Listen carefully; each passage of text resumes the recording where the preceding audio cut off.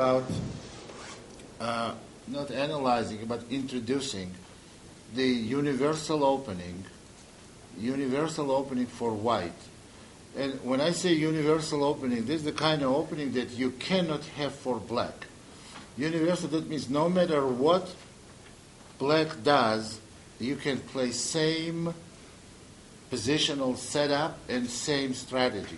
You don't have this luxury for black for the reason that white starts first, has opening an advantage of first move, and playing the same way against e4, d4, or c4 may result to very bad consequences.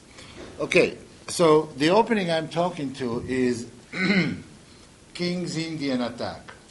So, you play like King's Indian, like the black plays, d6, knight f6, g6, bishop g7, and castling. Only you do this with white. The reason why I call it attack, because it doesn't mean that you start attacking for first moves, because they have to somehow differentiate the King's Indian, is it white or black? So they call it attack, but it's not an attack. It's just the system you're going to play. So you're going to start with knight f3, and no matter what black plays, you're guaranteed to get the same setup. There is absolutely nothing black can do to stop you developing d3, g3, bishop g2, and castling. So they can go d5, they can go knight f6. It's a universal way to play for white. Now, the main and the most expected way to play for black is knight f6. You're going to go g3. They can go, d5, bishop g2, probably e6. Of course, the black can play with g6. We'll cover this continuing. g6 or bishop f5 instead. There are many different ways. So in this position, so we go castle. We continue with our plan. Black can go bishop e7 on c5. It does not really make much difference. d3. Now, this opening, what is the strategy? Why would we play this opening? What are the advantages? Every opening has some advantages, some disadvantages. What is the main idea to play this opening? Advantage? What? Yeah, that's. I will think if it qualifies as one of the reasons. It's not on the top of the list anyway. So, yeah, it's something. You have this strategy. You know what you want to do in the end game. Yeah, to avoid some critical variations, and it's like a lazy way to play opening. That's not what I would recommend, but you may also put it on the list of the reasons. But mainly is that you going to get positions that you guaranteed that it will be no simplifications for black, and it's not, black cannot play something to quickly equalize or to exchange a lot of pieces that can lead to a draw or something like that. You guaranteed full-scale battle here. It's going to be, and you know your plan, knight d2, e4, and you have one general plan that you execute throughout the whole game. Whose move is 1, 2, 3, 4, 5, 4, 5. Now, I would say this is the most expected position in this opening, and I would go knight d2 because our plan is to play e4 and bishop e7. The reason why I would say that this is not, the main reason is not to avoid all the opening theory, because even Fischer played it, and Fischer knew opening theory as good as anyone, and he played it repeatedly several times. Interesting that if you look at this position, Fischer did not play knight f3, d3, and g3, first three moves. you can get it from French defense.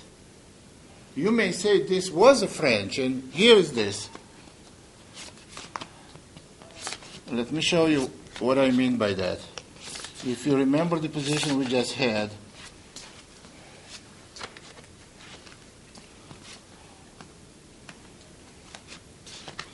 so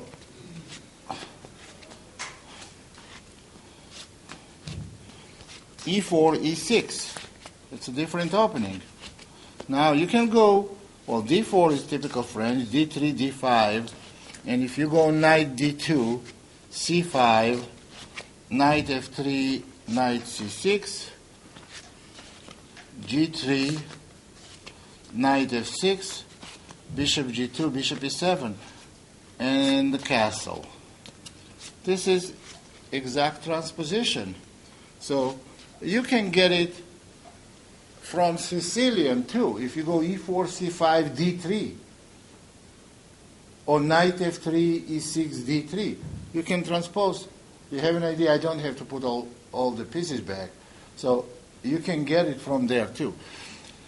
So in this position, what is our plan with white? To basically if black castles, which is the most expected way to play, although there is frequently played with B6. So castle. This is like a main position of all this opening. White has very strong pawn on E5 that restricts black's movement in the center. At the same time, this pawn needs some attention. So if black goes queen C7, we will play queen E2. How do we play this position? We have to create an attack on the king side. You see, this is very far from happening now. Black can start playing on queen side, or black can try to blow up the E5 square by playing F6. If black plays F6, our general plan changes. On F6, we just take. Obviously, black must take with a knight to protect the E6 pawn. And now we have a weak square on E5. Now, how do you exploit this square? Well, knight E5 is a wrong way to do it. The reason why, because you want to control the square. If you play knight E5, you're going to lose control of the square, because he's going to take, queen takes, now he's going to bishop D6, queen E2. Do you have control of E5 square? Definitely not. To control the square, you have to restrict black from moving E5, and at the same time, put the piece on E5 and keep it on E5. If you go knight E5, he's going to take and play bishop D6. You cannot hold your knight on E5. So the correct move would be like knight F1, because now suppose black plays some random move like bishop D7. Now you can go bishop F4, and after queen moves somewhere, then you can go knight E5, and you see you're solidly controlling this E5 square. Now let's try to make some moves for black that make sense in this position. So black knows it too, and they try to prevent white from gaining control of that square. They can try to play bishop D6. Now what's going to happen? Does black want to play E5 or not? Black wants to try to play E5 and get some strong position in the center. It's going to be very difficult for them to do. We can go even C3, or maybe even bishop G5. Well, let me tell you what is going to happen if black plays E5. When black plays E5, they have three pawns in the center. But when you have three pawns standing like this, they need attention. There are white pieces that can attack the center. So there is, which one of these 3 pawns is the weakest? Yeah. So we start attacking this pawn and trying to make black push d4, and then we're going to gain the control on e4 square. How we do that? Obviously, to get the pressure on this pawn, we have to pressure the knight that protects this pawn. So we're going to go bishop g5, and let's see what's going to happen here. Suppose black plays h6. We take, and now we have a target, e5. So we can go knight d2, or we can go knight e3. They both reach the same result. Black protects, white attacks. Black is going to run out of the ways to protect this pawn. Because now let's see what they can do. Suppose they go queen f7. Black has very strong center that has to be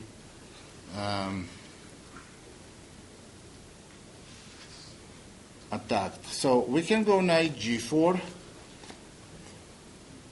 That may create problems attacking rook. And after rook f5, maybe even bishop h3, creating all kinds of threats. Or even in this position, instead of playing bishop g5, there's probably a better way.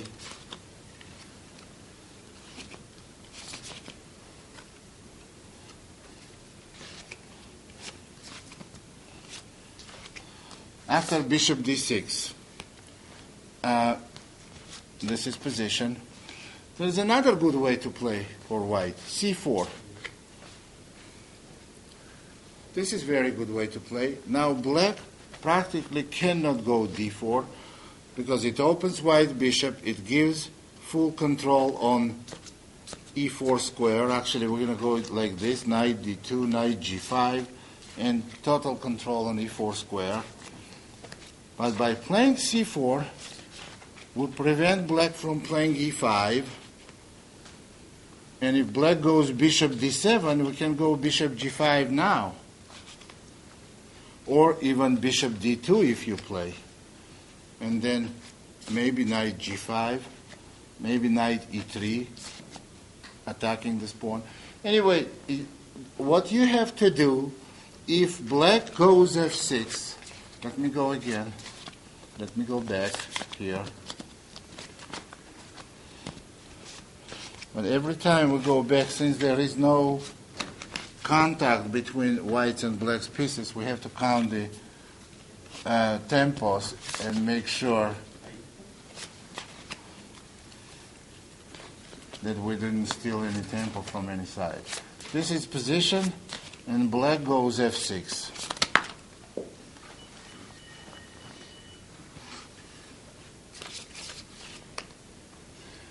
Okay, in this position, the other possibility is bishop f4 move. Now, actually we just played, is this the position or knight is on d2? What?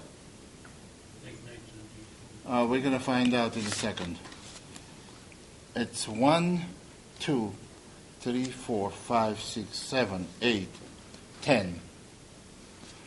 1, 2, 3, 4, 5, 6, 7, 9. Black's move, knight is on d2, f6. We have to take, and we will take. And after bishop takes, after knight takes, we're going to go c4. Now, definitely d4 is out of question. And on bishop d6, I just want to ask you, what would you play in this position? I may want to keep my knight on d2, because in case of d4, I have knight coming here. I may go b3 and go bishop b2. This pawn will always stay on e6. It will never move. Anytime they move this pawn, they're going to get into a serious problem here. Knight takes d5, pawn takes, knight takes d5, and even knight takes e5, attacking this knight with the bishop. So this is the strategy that when we play b3 now, we know this pawn cannot move because we immediately get full possession on this square, knight g5 and knight e4. This pawn cannot move. That means this pawn's kind of frozen, central pawns. And then we go bishop b2 and put the knight on e5. So this is solid, very solid and very reliable positional plan. Now we're going back to this position.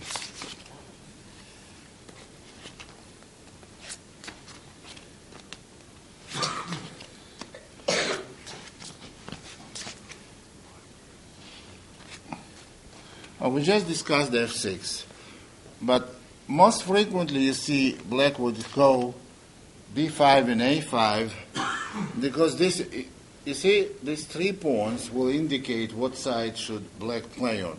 You see, they are aiming towards the queen side. And white structure, pawns go like this, aiming to king side. So white plays on this side, and they have some kind of space advantage on king side as well as black has on queen side. b5, and here white, when there is a one side attacks on king side, white, and black on the other side, so whoever is first is going to succeed. So we have to have a clear plan how we're going to play on this side. We're going to go knight f1, white, black goes. Now, what is the way? How we're going to try to assault black's king position? H4. Okay, h4. Suppose he goes b4. No, h5 is very wrong because you get coming to the dead end. Then what? What is your plan? Suppose I continue a4. So you go h6, it's going to be g6. So you have to try to open black's position as quick as you can, and you must do it real quick. So first this pawn needs protection because I want to move the knight. I cannot move the knight and give up the e5 pawn. The correct way is bishop f4. Now my knight is ready to move. Now you may go knight h2, this knight coming this way. Suppose he goes bishop, I don't know, b7. Here we have to do the right thing. It's very difficult for white to open position on king side unless we force black to move one of the pawns. Once black moves one of the pawns, we're going to have a bunch of targets. Let's look at it. If you go knight g4, that's the way they used to play earlier, in earlier years. Then you go h5, then you go h6. It's still very difficult, if possible at all, to break through. Here is the right way to do it. With knight on h2, knight on h2 is a standby position of the knight. You're going to go knight g5.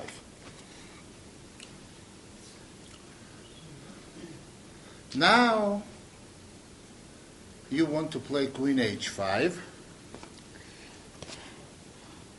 forcing h6, and then not to move this knight. Leave this knight here and go knight g4.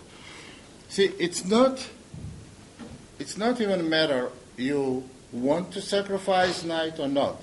This is something you must do. Position requires this extreme approach, and you have to do it. Either you do it or you don't play this opening at all. So that's the way you'd have to do. Now, knight g4 creates very big threat of knight takes h6. This particular position is lost for black. So black has practically no choice but to take the knight, and then you take simply back with a pawn. Now this position cannot be defended. White threats are knight f6 with a deadly opening of the king's position, and also the other threat that may be very serious is bishop f3 with the idea of king g2 and rook h1. This is going to be nothing short of a mate. It's going to be directly mate. It's now I don't want to go through all details how we're going to mate him. Just believe me, this is a mate, and you can check it, by yourself on a computer. This position is absolutely hopeless for black. And there is, after you go knight g5, let's see what are other ways for. Suppose they go and queen h5. Suppose they simply take bishop takes g5, and they don't want to play h6. Okay, we take hg.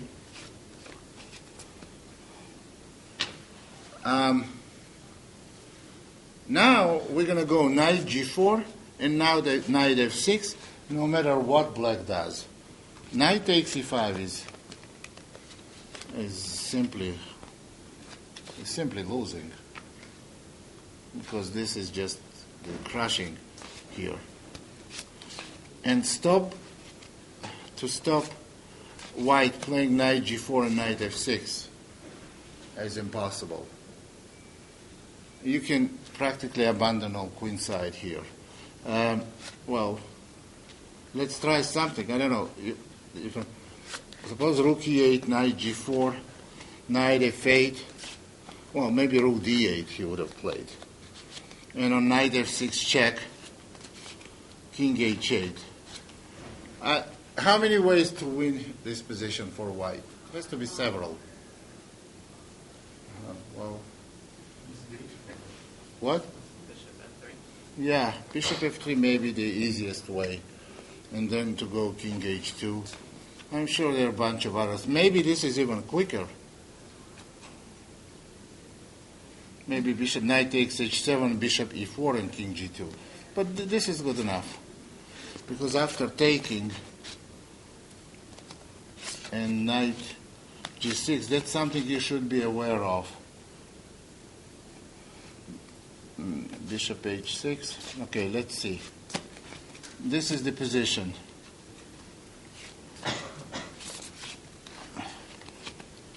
We have to consider g takes f followed by knight g6. Actually, this is the position. On the other hand, you don't have to play knight f6 check yet. You may wait, go bishop f3, king g2, rook h1, and then do it. There is knight d4 move, or you can go. What are the other ways? Play. Maybe simply go a3. Well, now takes. How can black make big progress compared to this? Those pieces cannot move. On knight d4, we can go simply rook c1 and followed by c3. Eventually, knight f6. We're going to strike with knight f6. Actually, what I showed before. After knight b4, I want to point something. After knight f6 and pawn takes, what happened? We just been taking wrong way. The king is on h8. This should win.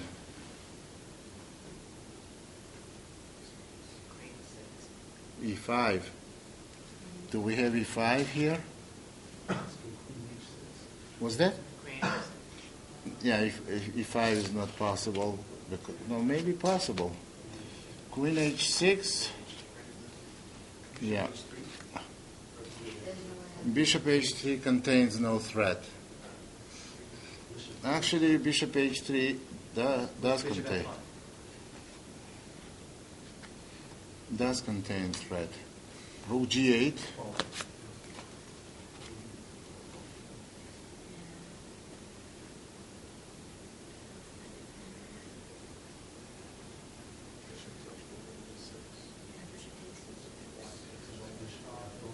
Bishop takes C6, and then what?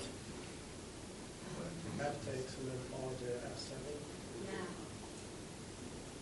F7. And pawn to F7? I was just looking at it. I don't know if it's going to work. No, that doesn't sound Bishop right. takes E6, F takes E6, pawn to F7, attacking. Oh, Yeah, on pawn F7 well, maybe rook takes C5 followed by pawn F7, but it's not gonna work. Bishop F5. And bishop F5 is clear. Bishop F5, and then what?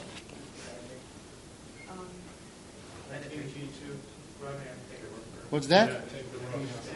King G2, we may get mated first. There is an X-ray bishop here. Also, you never know when you're going to need this queen, rather than leave it. Oh, yeah. Okay. Well, you see, you go knight F6 probably in much later stage. This is here. You take with a pawn. This position should definitely be bad for white, for black. Can you go knight f6 and then capture with the e pawn? With the e pawn? Yeah. Did you just wake up? That's what we've been doing for the last 15 minutes.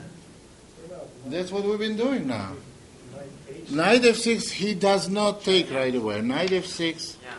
What about knight H6? Check. And what? Queen takes. Queen takes? Well, after the pawn takes. No, that's queen takes. Where's your upcoming threat? I don't see it. Okay. I was looking at it, but that's not going to work. We're looking for things that may work. Yeah. So now, the A3 I find, well, if we say that white cannot create right away deadly threats, so are there any deadly threats on the black side? So what if we go A3? Well, why I play A3 I explain now. I cannot go C3 now and allow A3 for black, because they're totally going to destroy my pawn structure here. So I'm going A3 and see where is the black's attack. On knight D4, I'm going rook C1. Then I want to go C3.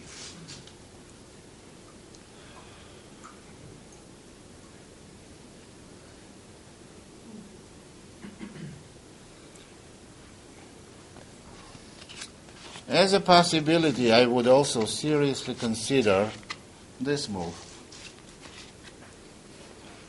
followed by rook H1 and knight F6 check. And creating, because the knight will never be able to leave the H7 pawn. Is there anything constructive black can do here?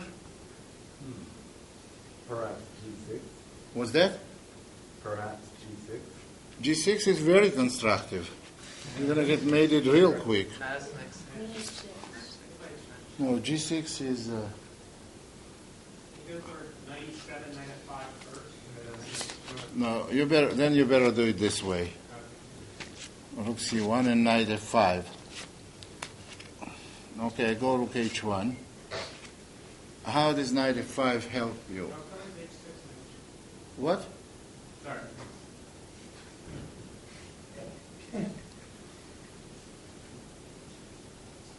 I don't think you want to do that. So now I'm going to go king G1 and knight F6. G6 then. G6, and then what? I don't know about that. I can go knight F6 and queen G4, but I go here.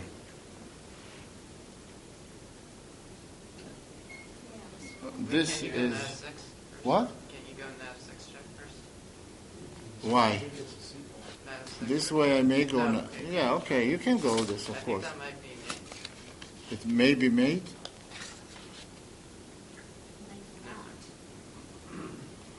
No. Oh, that's not bad actually. This is. And then could be. Well, we have some. We don't have immediate crushing threats here. But how much does black have here comparing to our threats? We want to go king g1 here and threaten to mate. It's not black, like black has a lot more here. Also threatening g4 and dislodge this knight. It must be very exciting. I know. No, but what? This is the plan. Now, how you conduct this attack, I'm not saying that you have to do. There is one other point I want to make here. When you go knight g5, that's definitely the right way to play this position. That's definitely, you keep one knight on h2, and you go knight g5, this position here.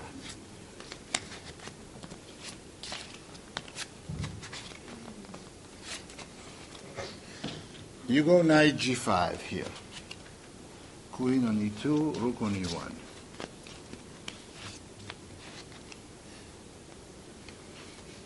You go knight g5, and suppose black continues, and now you want him to go h6. You go queen h5.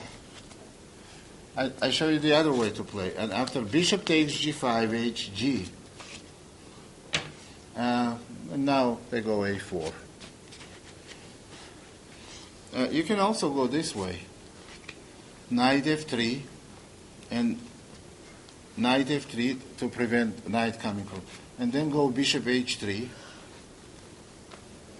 and to play g6 at some point. You see, if you play g6, he doesn't want to take with f pawn, and taking with h pawn may be even worse. Some kind of position like this may be very dangerous now. Knight g5 is coming. It's not really clear how to defend this position for black. He may go rook e8.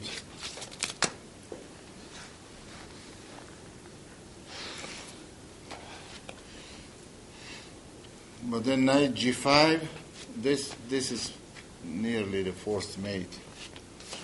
So we can go just to put the rook on h file somehow. Of course he has f6, then we take it. This hangs. Very dangerous position for black. Well, you're just attacking practically for nothing. You gave up like a half a pawn. There are various different ways to play, but the thing you have to remember, that, and very important, is when you reach this position, don't go knight g4, because that's how you're not going to achieve anything. You have to be successful in this position. You must make him play h6.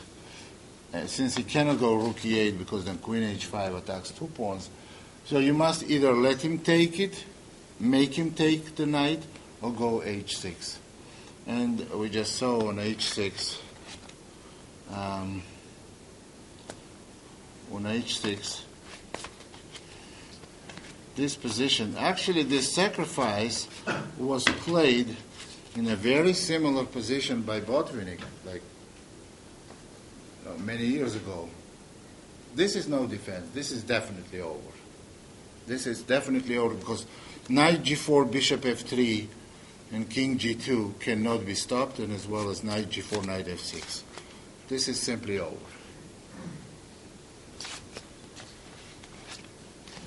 Now, when we play this way, suppose the same variation, and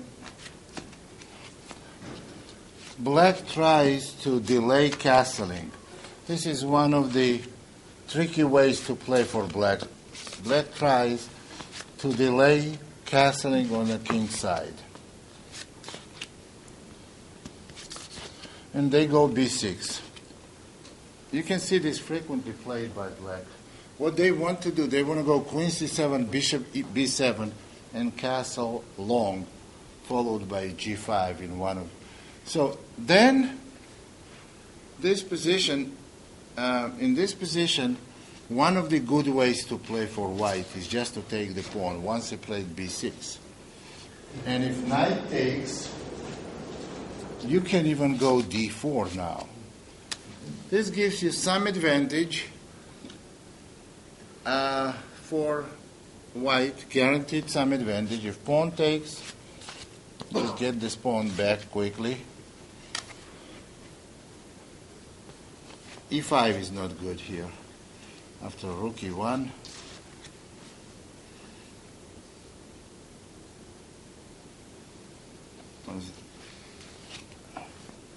Do we see here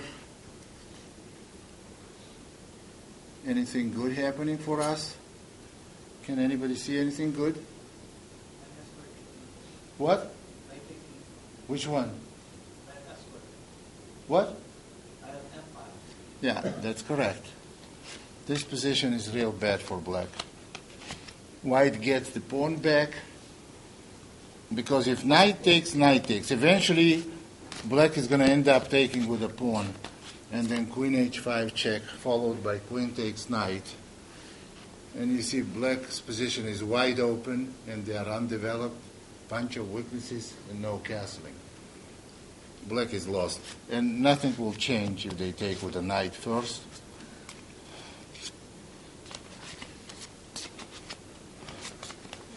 We just take.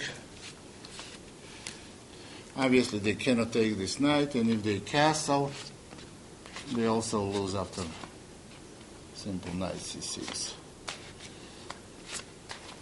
If they go bishop b7, then we're going to go knight e6. So it's all kind of problems may happen. So the general idea here, well, you have to know few subtleties. So let me quickly run through them. This is the key position. Knight f3, knight f6. Well, of course you can ask, what do we do if black simply plays symmetrical positions? Then we get to one of the variations of King's Indian. This is like a brief introduction to what the King's Indian attack is. So in order for you to clearly see what our main plan is, this is the position you will get most of the time, almost like a 70-80% of the time. d3, knight c6, knight d2. Those are all universal moves, and you make them no matter what black does. And then you go e4. And now you see, you play e5, you have to remember, only after black castles, not before. Because position you don't want to get is when he goes b6, bishop b7, and castles queen side, because this position, now we can spend an hour analyzing why this position is not good, and we can spend few seconds to tell you not to do that. It's the easiest way out of it. So you play e5 after he castles, and if he goes b6, there is a useful move. You take. And now he has two ways to take. And if he takes knight d5, just because he weakened this diagonal, you immediately open the center. And if he doesn't want to take any castles, you can open even more. And now bishop opens and knight e5 comes. So that's going to create real problem for black. So, but if they take back with the pawn, then you have two ways to get an advantage. So first you can get rook e1 and knight e5, which gives you a nice game. But second way to play this position, also d4. because you have to know, no matter which way he takes on d4, this pawn sacrifice is very temporary, because on c takes d, if you simply go knight b3, you're going to get it back very next move. And now, what is b6? He's going to put bishop on b7 on a dead diagonal? No. You're going to take on d4. He's going to have weak pawn. You're going to have good piece development, and you're going to definitely have a good position. So this is the way, what we want to do. So the real subtle thing to know is that you don't go e5 before he castles. Once he castles short, your game plan is clear. The king side. Actually, how do we do with moves here? 1, 2, 3, 4, 5, 6, 7. 1, 2, 3, 4, 5, 6, 7. Now, you don't have to go e5. Well, actually, you can go e5 now. Knight d7, rook e1. Queen c7. Queen e2. And now you have clear plan. Knight f1, h4, knight h2, bishop f4, knight g5. Just as we described here. Well, this is just like an ABC of the King's Indian attack, and of course it's a lot wider. But if you compare this as opening to other openings, so suppose you make first move e4, how many openings you have to be ready for? 100, 200, yeah, 300. Okay. Well, if you go d4, if you play this opening, you have to know few systems that black may play, maybe a handful, like 3, 4 different ways, and if you feel them, if you know deeply what your plans will be, what you need to do, what you will not need to do. Actually, this DVD will be coming out in a matter of days, and I'll be widely analyzing it, but what you need to know first, what the position, before you make a selection. Do you want to play it? Do you want to use it as your weapon? I'll just introduce you what type of positions you will be getting and what you're going to be playing for. It's not necessarily CC way to play opening. That some people, you play this because you don't want to get involved in some kind of the controversial openings where you have to come. No, this is full-scale strategical battle that may turn in a very,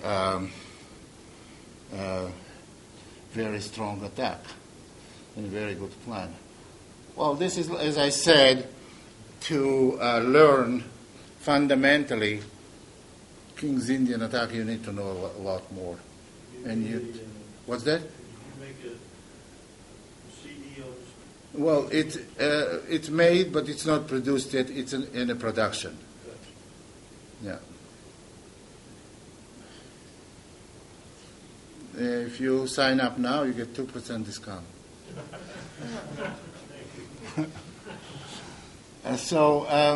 Any questions? Roman, if he plays bishop to e6 and f6, I've seen that line before. Yeah. That's another line. That's possible.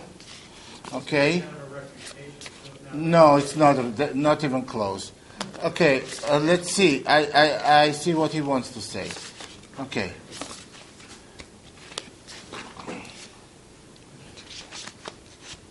He's supposed to be on my side. Now he's... never mind. Okay, now let me show you what he means. He wants to be developing pieces differently. First of all, you make first move knight f3. Now, if they play knight f6, that is not possible. So, suppose they go d5. Here is what he's saying. So, we're going to go g3, c5, d3, knight c6. He wants to keep the knight on g8. I will show you. Bishop g2, e6, castle, bishop d6, knight d2, knight e7, e4, castle. Yeah, they thought for for a period of time that this is the way, this is the refutation. Because now rook e1 and e5 is not nearly as effective because bishop is going to go to c7, knight to g6. And e5 pawn is going to be under severe attack. But if we go knight h4 here, don't push e5 yet. Bishop is on d6, he's expecting e5. So we're going to go f4, and we're going to go g4, and we're going to run these pawns. And for him, it's very difficult to find use for this bishop. Or after f4, we can go e5, and now we can go even c3, knight f3, and d4. So the f6 is not really going to work. So this is, you need to play it precisely. We didn't cover this continuation, but again, we didn't cover a lot of different other possibilities for black. So, but basically, there is no line that can refute. It's not a forced variation that, like a take, and you get mated. It cannot be refuted. There are various different strategies for black to play, and white has its own ways to try for advantage. Okay?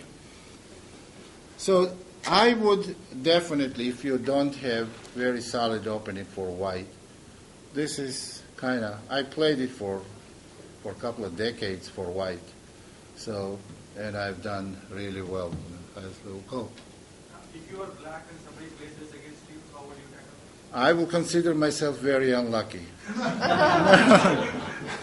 No, well, you see, this opening does not guarantee you big advantage. This guarantees you the game where you have clear plan, you know what you want to do. But same goes with your opponent. So there are ways to play. It's always, there are two ends of, of it. So if this is good for white, then I should play it for black. Then I should play it for black. But if it's good for black, why should I play it for white? No, it doesn't work that way. You get playable position. Unfortunately, everything comes to the point who is a better player. Fortunately or unfortunately. Okay? Thank you very much, guys. We'll meet tomorrow.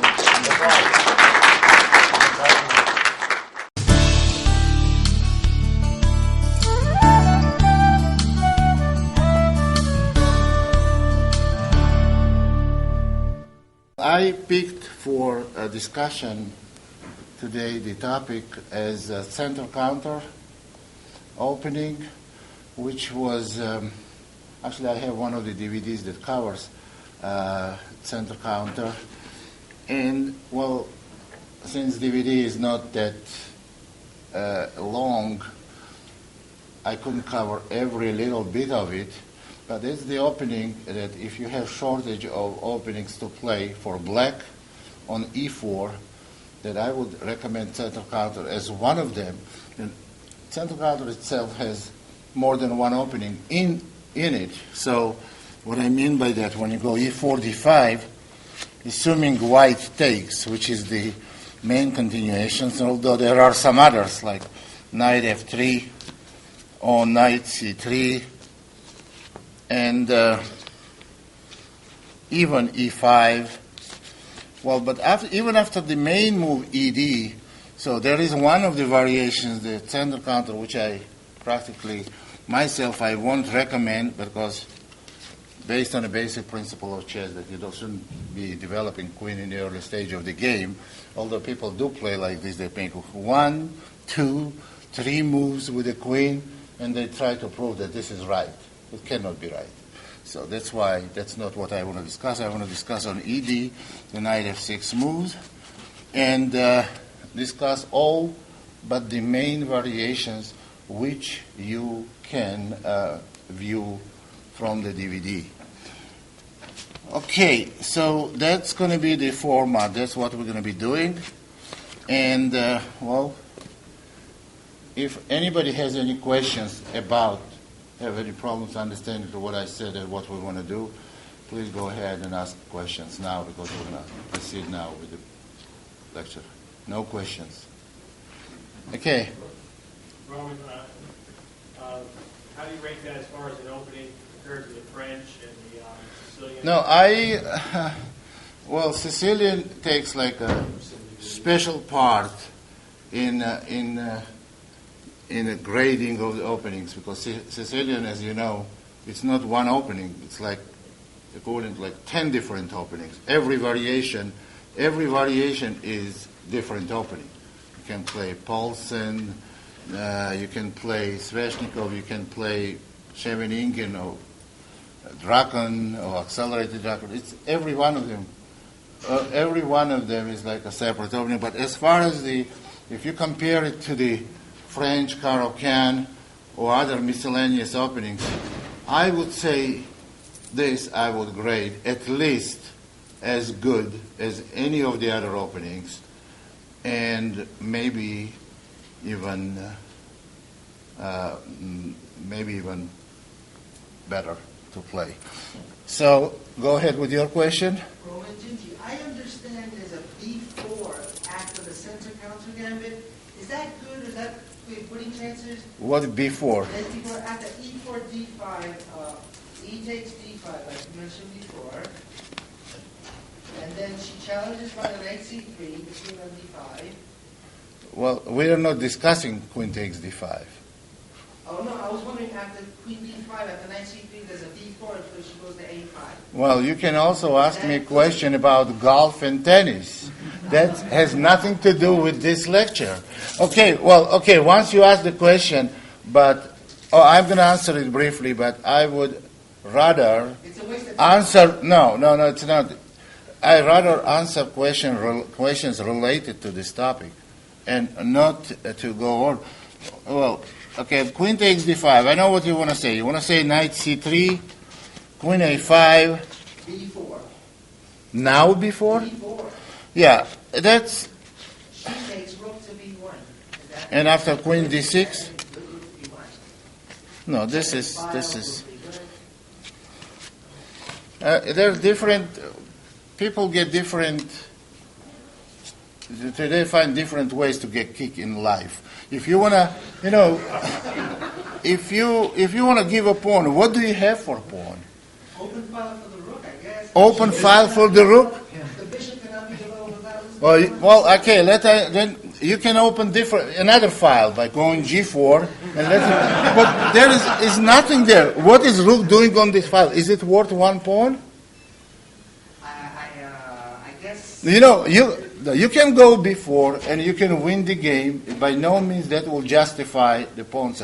This is, even though queen did make 1, 2, 3, 4 moves, you didn't really make great progress in developing. You made a move with a pawn, which you don't have anymore. So you put the rook on the file, which no one knows what you're going to do with. But Gigi, she'll have to play pawn to B6 to allow the bishop to develop somehow. And that's a weakness. I have a lot of other things. This is a weakness. You don't have the problem with this weakness because you don't have it. You don't have. Well, also, I'm going to have a pawn structure on a queen side that will be nice. And you are not going to have enough pawn to make structure. So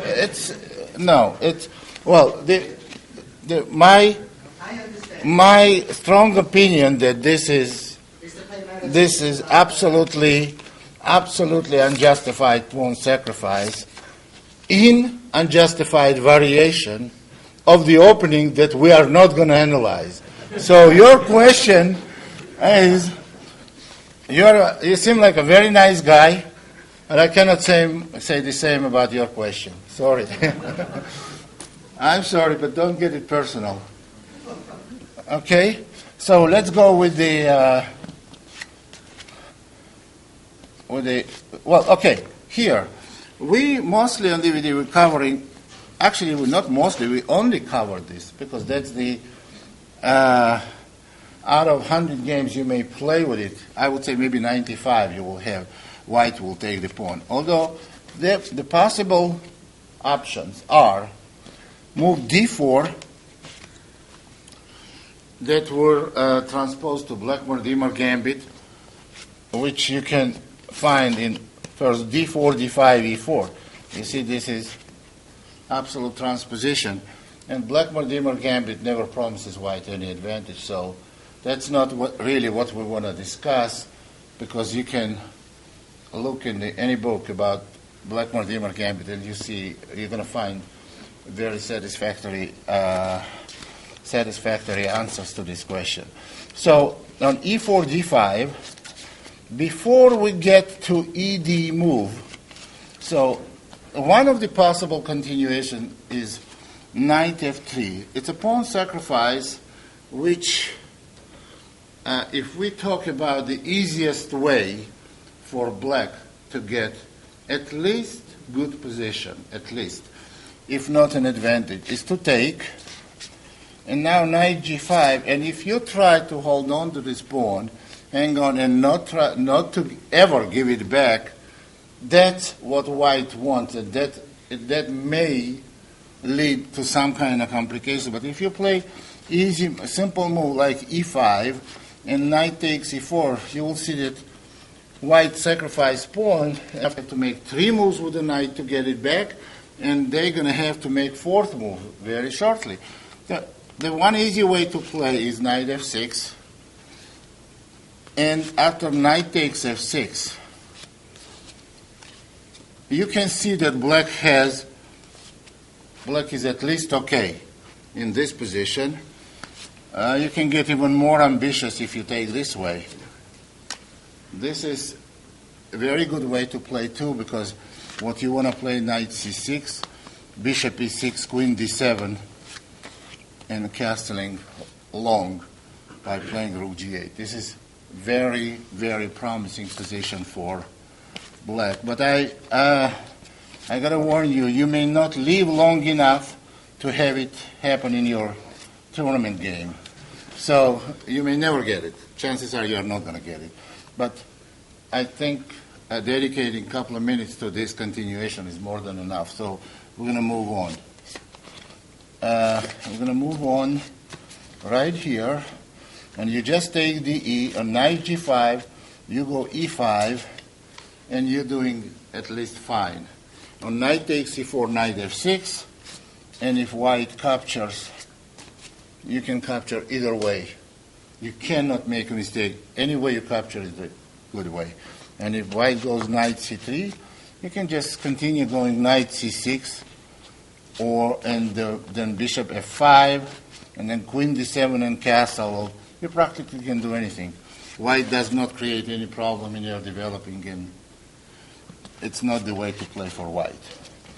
So that should end the discussion and analysis of the knight F3 move. It's not the move that it's probable for you to happen in a game. So there is a move knight C3. It's knight C3 is the other way to play. What about D4? What?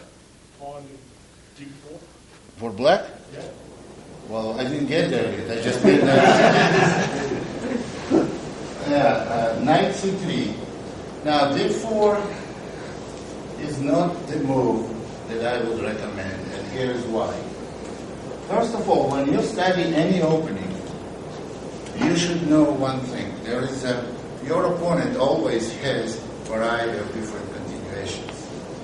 And you should try to learn the pattern, the way you play. And if you can transpose from one variation your opponent plays to the other variation, you should do that. Now, after knight C3, first we're going to look at this move, and then later I'm going to tell you what's going to happen with D4. And when white takes, then you can go E5 or even knight F6. And you see big similarity between this position and position we just looked. So there is no reason why you shouldn't do it. This is one thing. Now, about D4 move. D4 is not a bad move. By no means it's a bad move. But it's wrong from strategical standpoint because you want to get the similar type of position. You see, now I'm going to explain it. To d4, he's going to go knight e2, most probably, and then he's going to go knight g3 and bishop c4. It's going to be long game, positional. If you like this type of positions, which is, it's not a bad position for white. Knight goes to g3, bishop to c4, then maybe d3 and f4. If you like to play this position, yes. But if you have a way to transpose to something that you are ready for anyway, you should try to do that in every opening. You know, if you try to merge few variations together, that makes your understanding of opening a lot better and a lot safer. So d4, no, de move may not be objectively better move, but it's better for you to play. Well, because it gets you to the path that you're already familiar with. So on knight c3, I would recommend really d takes e. And after knight takes e4, simply to go e5. Now white may not be willing to play knight f3. Okay, I wouldn't want to go f5. Actually, f5 move may be good too, because on knight takes e5, how do we play here? Queen h5 check. Queen. For white, for black, Well, they will have to make moves for black. in turn. Take turns. And yeah, well, this is good move,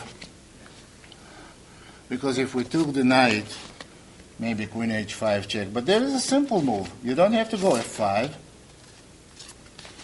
Go knight f6. And if he takes, again, you can take with the queen, but taking with the pawn, as I already pointed, is very good for you. Bishop c4, knight c6. And then you go bishop e6, queen d7, and castle, and open g-file. This is very similar to the first variation we discussed with second move, knight f3. And black has a very easy game. Again, probability of this happening is very low. There are some, I don't know how many of you play center counter this variation, but whoever plays, well, I personally play for like most of my life, and I played center counter like for many, many years. I don't know any good and concrete way for white to get even a little advantage. Maybe there is slightly preferable position for white, but there is definitely no danger of any kind for black. So again, ed, knight f6. Well, besides ed, what else can be there? We just covered knight f3, knight c3. Okay. And what? D5. Yeah, e5 move. That's simply a bad move. This is anti-positional bad move. We know what we know about a Caro-Kann. Caro-Kann is a solid opening for black.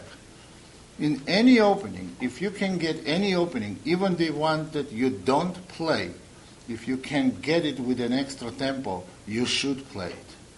Well, here we got a Caro-Kann practically with an extra tempo. If you go e6 and later you go c5, that definitely gives you extra tempo, right? Well, you can look at it two different ways. Either you get Caro-Kann with extra tempo c5, or you get French with your bishop instead of being bad bishop, the development f5. Either way, it's a very good way to play for black. I would say this position simply is better for black. You're going to go c5, knight c6, put pressure on d4 pawn. You simply have very easy game. e5, I think probability of you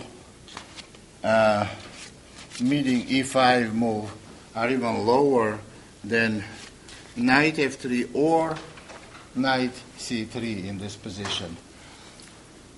Well, if we exclude those three moves, so then we have ed, And we're going to go now knight f6. And even here, white has variety of continuations outside of main move d4. d4 one of the main moves. c4 is the other. And bishop b5 check is third.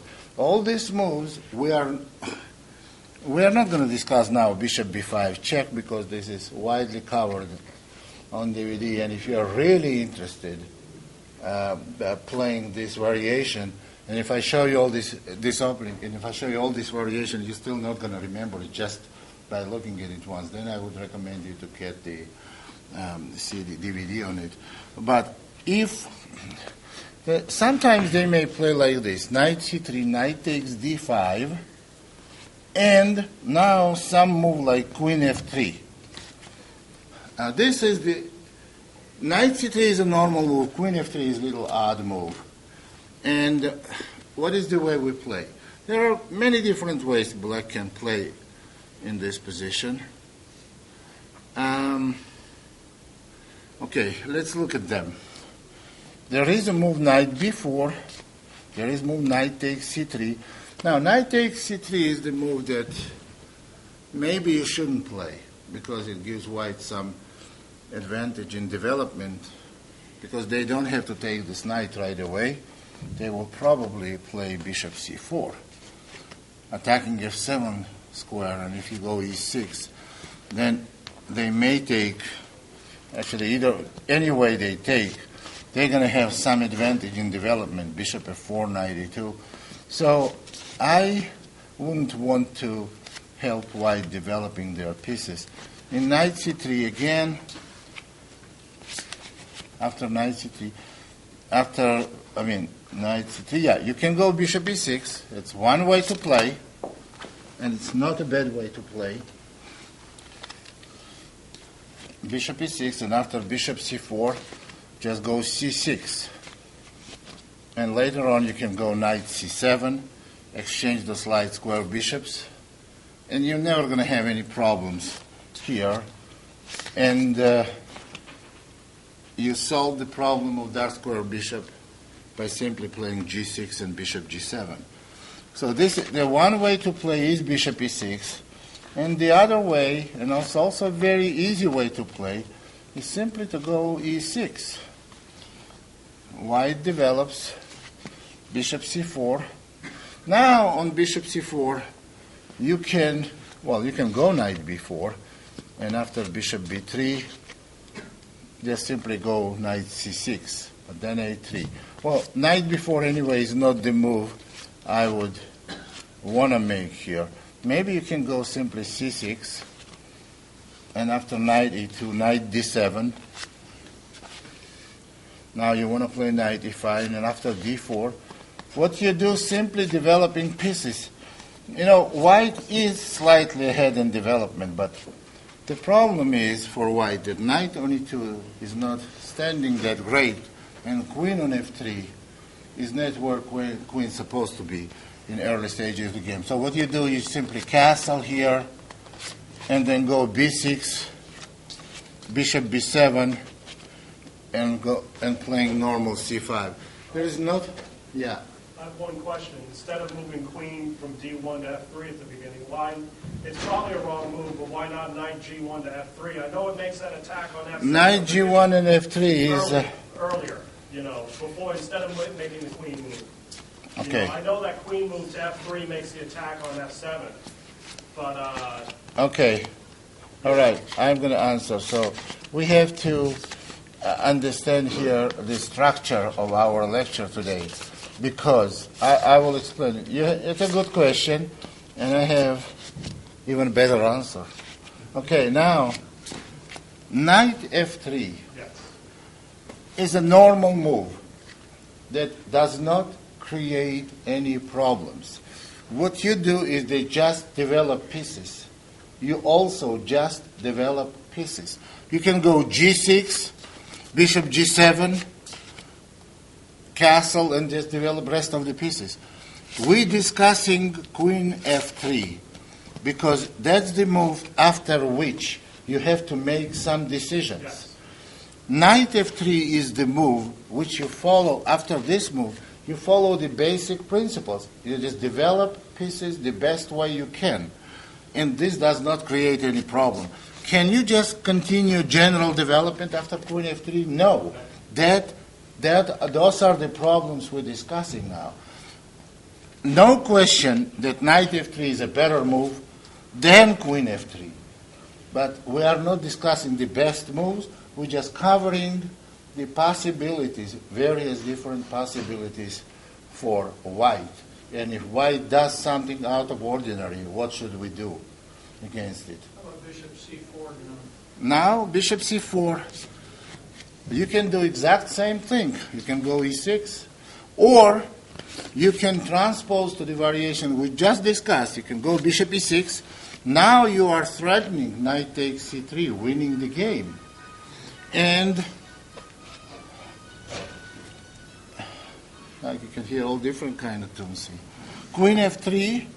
On queen f3, you go c6, and you have exact transposition to the one of the position we just discussed. And otherwise, we are threatening to win a piece. So this is one way to play, and this is e6 is the other way to play. So answer to a bishop c4 is exactly the same as the answer to queen f3. You can e6 or bishop e6. You have similar approach. Bishop c4, you can go e6 or bishop e6, and same you can do on queen f3. You can go e6, we just covered it. You can go bishop e6. They're both equally good.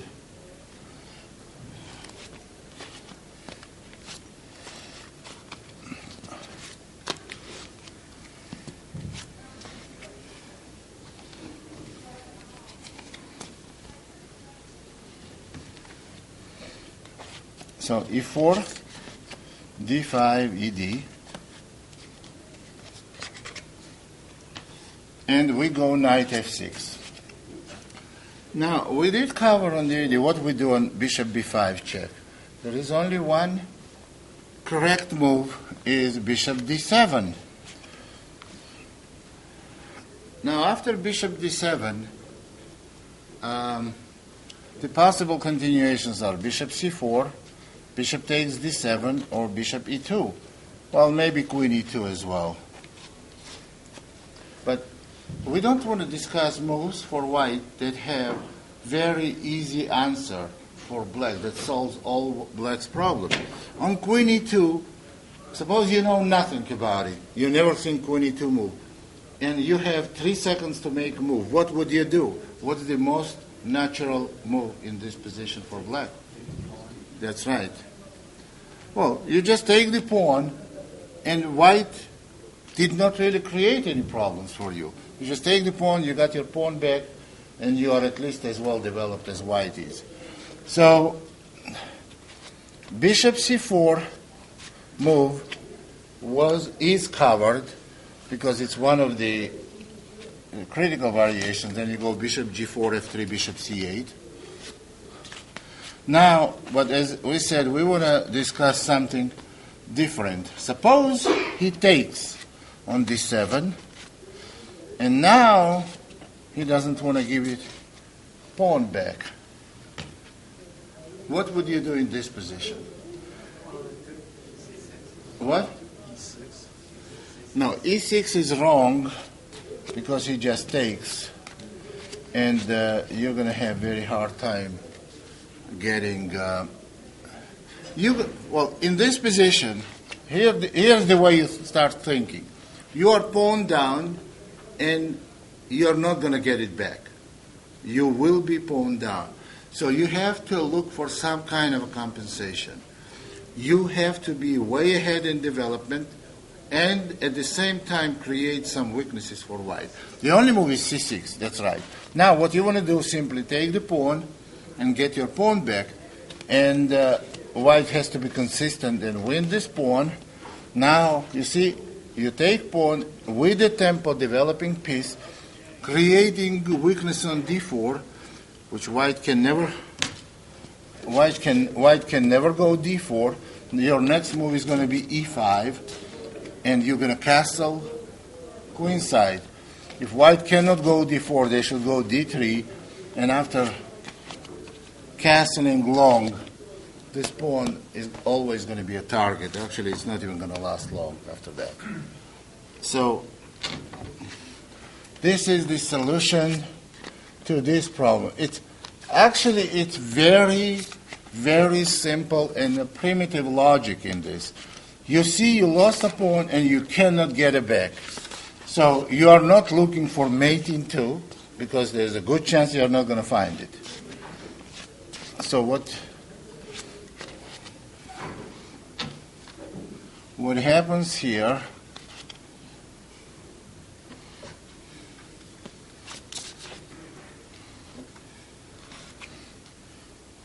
after knight f6? What are the other odd moves? Well, there is maybe g3 move, but is this move create any? Can this move create any problem? No. You can stake with a knight, and on bishop g2 you just can go g6, develop bishop on g7, and you will never have any problems here. And on knight c3, you can even go c6 here. You have no problem. You have bishop g7 castle. If you can succeed developing your pieces, castling, and not blocking this bishop, you already did with black better than you can do in most openings. You have easy game and no problems, no threats. So our main goal was to look at the continuations that may create immediate problems for black. And I think we just about covered them.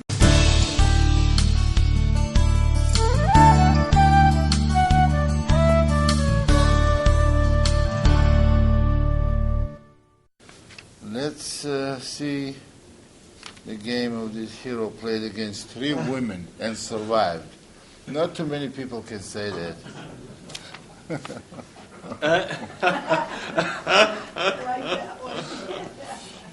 Knight f3, and you are black. d5, c4, e6. Of course, white can play d4 transpose to the a regular queen's gambit, accepted, but g3, and this is a Catalan. Knight f6, bishop g2, bishop e7, b3.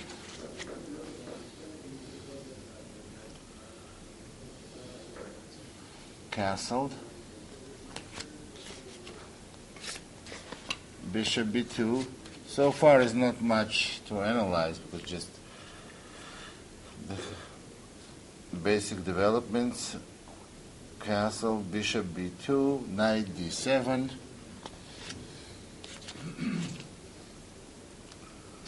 Castle, c6. d3, queen c7. Yeah, queen c7 is not a good move. What are you playing it for? I want a little bit of control of e5, maybe play e5 myself. Well, okay, suppose knight c3. No, you have to solve the problem of your bishop. Start expanding here. After knight c3, e5 may end up badly. Well, maybe I'll fianchetto the queen bishop and... well, then if you want to fianchetto the queen bishop, what queen has to do with it? Yeah, you see, this is the tempos. And why do you think it's good to keep queen on c file where he's going to go rook c1 and he's going to have all kinds of threats? You should, well, now e5 is bad. Can anyone see why? First of all, black plays e6 and then e5. That's a loss of tempo. But there is a concrete reason. First of all, bishop has problems developing because knight has to protect the pawn. Well, here is the free sample of a disaster. CD, CD, and knight b5. It's one way to get an advantage, or maybe even rook c1. Now queen has to go, I don't know where, because queen must move, because knight takes d5 is threatening, but queen must move, protecting the e5 pawn. For example, on queen b6, you may go knight a4. Now queen hangs, pawn hangs. Black is not doing well. They have good pawn center, but pieces are not developed. Now let's see what they played. This is against Polgar sisters in the final. And here, after queen c7, knight, they played knight b to d2. This move they made, it's not nearly as good as knight c3. Knight stands better on c3, even though it temporarily blocks the diagonal. Knight b d2, rook e8. Even if we wanted to blame black for making white for some inaccurate move, we don't know who to blame. Too many of this. There are three suspects there. Knight b d2, rook e8, e4, d takes e, d takes e. That's a bad way to play for white. And you played correctly e5. Now you're doing fine. This bishop is bad. Pawn is protected. Good square on c5. Knight on d2 stands real badly. This is real good position for black. e5, queen c2, a5, which is okay. What he wants to do to put some piece on c5 to stop b4 from kicking our piece there. a3, bishop goes to extremely active square on f8. Actually, it's probably the correct move because he wants to play knight c5 and make sure the pawn on e5 is protected. Bishop f8, queen c3. So white is preventing black from playing knight c5. I'm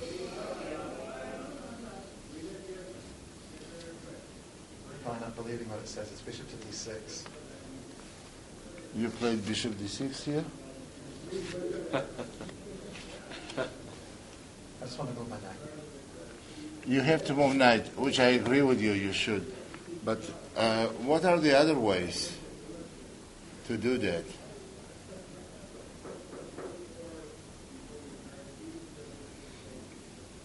It's a little clumsy move, bishop d6, because then when you move the knight, he may have b4.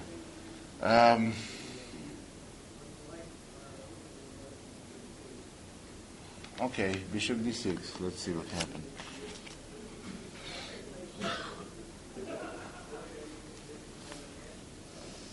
B. Exchange. Pawn takes. Rook takes a1. And rook takes a1. Now what we did is we lost two tempos, we never got the knight on c5. c5, b5. And there's a weak square on d5, weak square on d4. And neither side can get anything there. C5, D5, knight F8. Okay, he wants to play knight E6, knight D4, but the pawn will be hanging. After knight F8, bishop F1. I have a very hard time understanding this move. Do you remember who played it? It was Sophia. Yeah, that looks like Sophia. Okay, well, now 1 second. What is the bishop F1 about?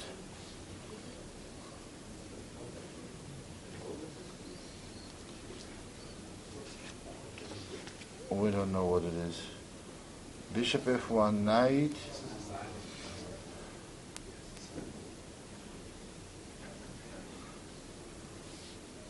Eight to D7. Why? I don't think I Okay, did that. you need to put the knight on D4. That's a bad mistake. Oh, it was knight 6 to D7. They have it wrong. No, then it's a correct move. Okay. Now I know why. This is good move. Protecting the pawn and preparing knight E6 and knight D4. Well, let's look. Knight E6 right away. Well, I know why bishop F1. Now we can see that. If bishop was on G2, you could have played knight E6 because knight takes to E5 loses immediately after knight D4, threatening bishop takes knight and knight check. Yeah. So, okay, you played knight D7 with the bishop on F1.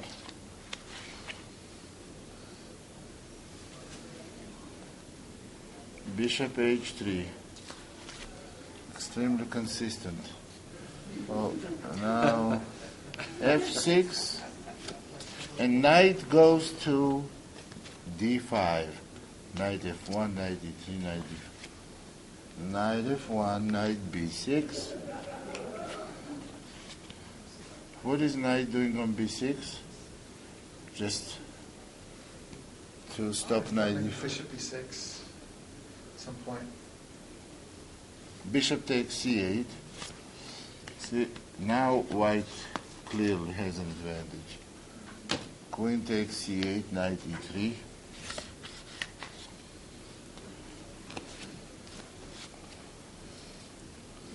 Knight E6.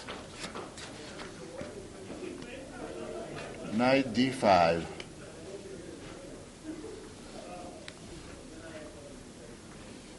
Knight takes D5. That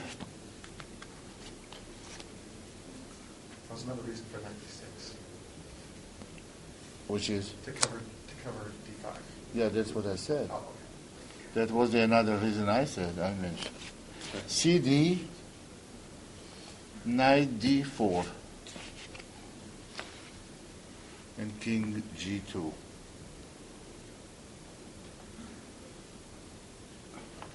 Okay, let's see how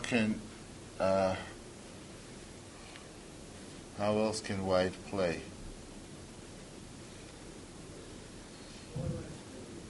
Yeah, king G2 is okay. This bishop is not a great piece, but black is probably doing okay. So now, It was queen G4. queen G4. Okay, after queen G4,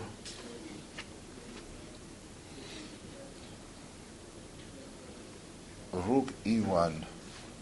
What happens after knight takes D4? This pawn takes it. Rook E1.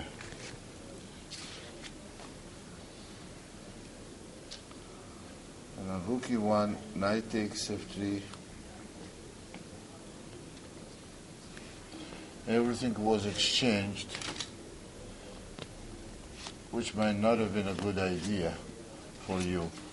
And you made rook A8.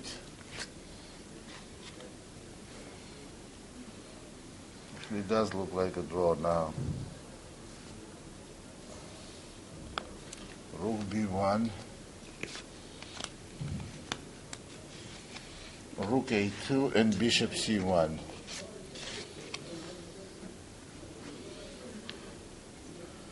King to f7. Okay. This is actually a very interesting position. White has good commodity. You know, the pawn on d5 is very strong. It's protected pass pawn for the endgame. But this pawn position looks very suspicious for white.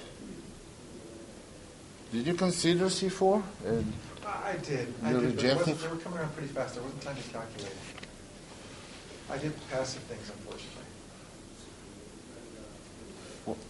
no, well, all you need to see here, whether you're going to lose this pawn or not, you're threatening c3, c2, and bishop a3.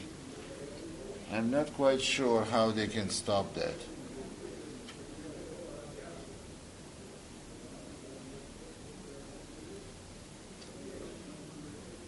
The other threat is bishop c5. Well, for instance, on bishop e3, c3,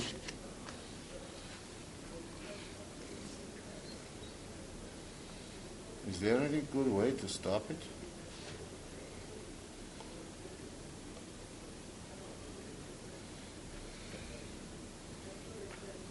Threat is, rook b3 maybe, c2, and rook c3. Who is this position good for?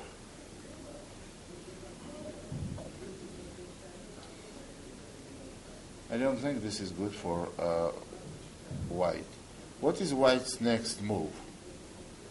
This is a question. What? White's next move? No.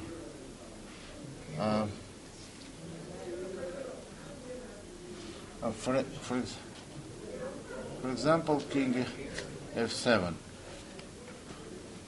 Okay, bishop c5. This pawn is very dangerous. Well, suppose king e7. What's that? I'm sorry, can you speak up, please? White can what? No. No, king e2. The only good thing about this move is it's legal. There's nothing. It's a queen, so it's not. It's legal with the bishop c5. Yeah, actually it may be difficult to win for black, but after king d7 it's probably a draw, because if white exchanges, now they have to go king g2 probably, because king e2 is bad and king e3 is bad because of rook a3. So then the king has to hide. Maybe they can play rook c8 here. Yeah, this is going to be difficult to win. So actually you cannot be blamed for not playing c4. It's not that big of a mistake. But on the other hand, playing c4 also it's a risk-free in this position.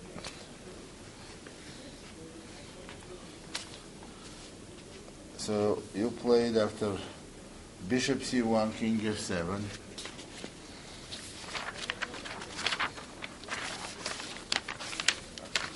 White played b6,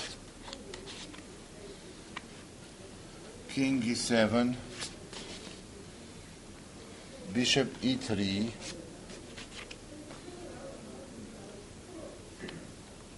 king d7, rook b5,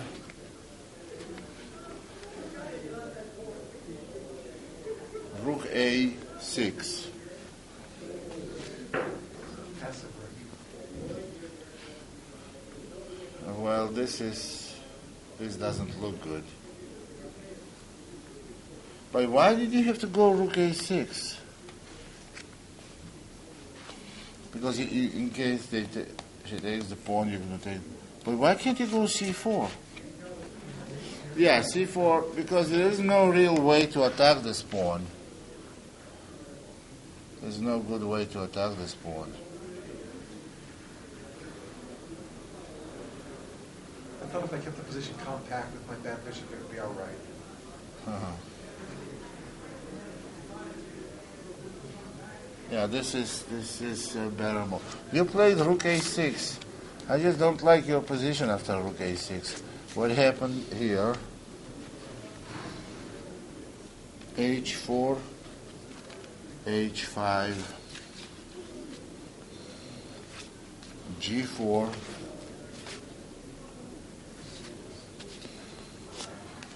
take, and G6. Yeah.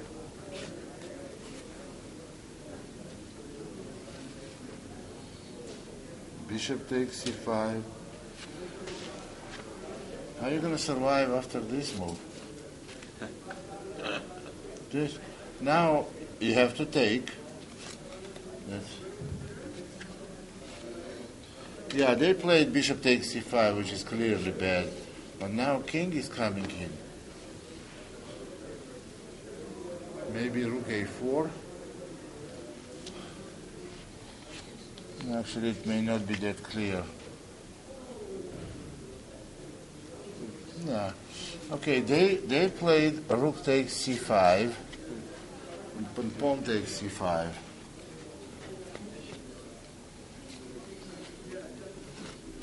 And then bishop takes C5. That's what I mean. Bishop takes C5. Bishop takes C5. Rook takes C5. Rook takes B6.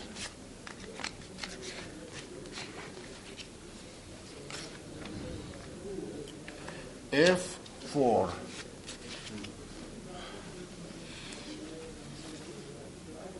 EF. Rook, king takes. Rook B1. Oh, this is a move I like. How are they gonna stop F5? This is a good move. They have to move the king back. Oh, rook B1 may also be enough for a draw. You played rook B1, rook A5, rook check, king G3, rook E1. Yeah, this is a dead draw. And that's what happened. Yeah. King F4. Actually, well played game by you. But the only problems with this game, they maybe, it's not much was happening. Like there was no sharp play to make a big mistakes. But from positional standpoint, you did okay. Maybe stumbled a little bit in the middle of the game, playing bishop F8, bishop D6. But then you held position nicely.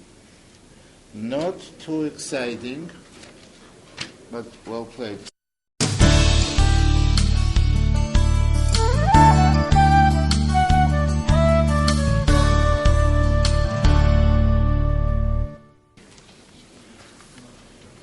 They were playing all whites, right? Okay. E4, D6. D4, knight F6.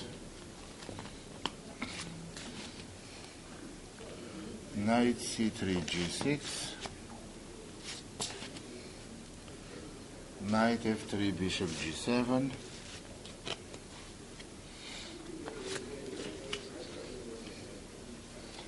Bishop D3. Castle. They really played bishop d3? This is not a good way to play. Castle, they castled, and knight a6. That's not bad. They want to go knight b4 or maybe c5.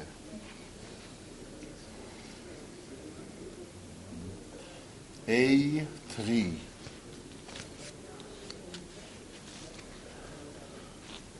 They do play like girls. No, this, you know what might have happened? I tell you, this, at the first moves, I suspect, were played by the e4 players, which is maybe Judith played, and her older sister. She does not play e4, so she does not play against pure defense. She plays d4 or c4. So this might have been her turn when she played bishop d3.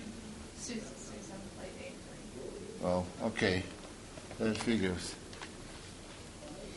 Yeah, she's less experienced. She's a great player, but she's less experienced in those positions. Now a3,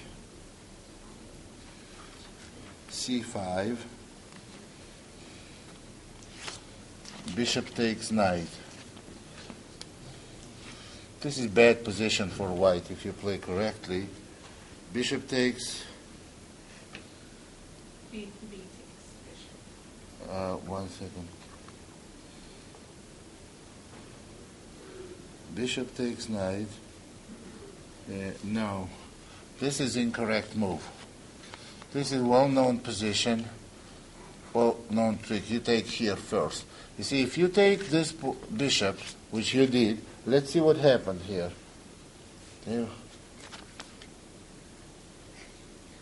They went e5. But you see here, after this move, black is doing very well. Yeah, because now white must take this pawn. Otherwise, they're going to lose everything in its center. And if knight takes d4, pawn takes, this position is simply not good for white. Black has two bishops. Bishop goes to b7 and open files, and white does not have constructive plan. This is not a good position for white. But what I don't like about this move, I don't know how good is the move they played. It may be a good move, but if they simply play pawn takes pawn, you don't want to play with this pawn structure. And now they go queen e2. This is a real bad position. Black has nothing here. e5 was e5. I don't like e5 move. So let's see, e5, knight g4. I think this is a good answer. Now d takes c.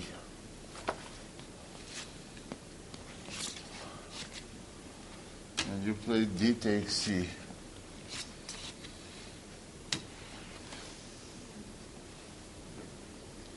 Queen to e2. So this position would have been very good for white with the pawn on e4. Now with pawn on e5, bishop comes to b7. Now you have a good piece. But it wouldn't have happened with a pawn on e4. Okay, bishop b7, e6. There comes queen c7. Very tricky. She wants to take the knight and mate all three sisters in one move.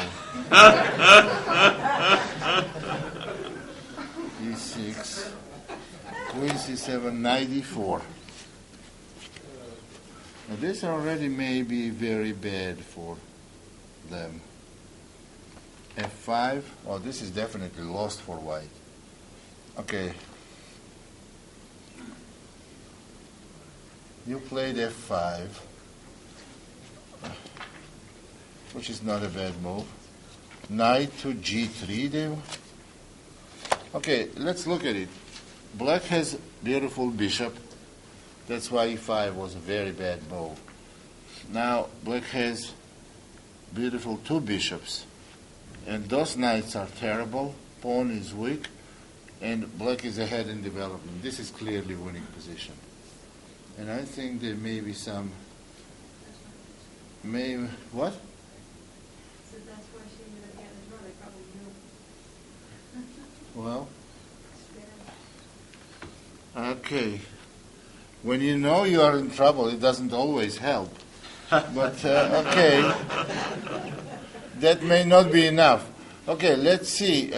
You played here, after knight g3, you played queen to a5. Oh my God, you can make this move only in free country. No, this is bad. This is real bad. You know, you played so well till, but why is this? Queen stands beautifully. It's white's turn to move, I think. No, white just played knight g3.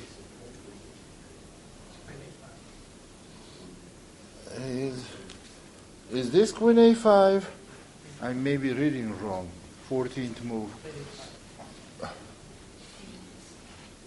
14 black. No, just h5. Oh, just h5?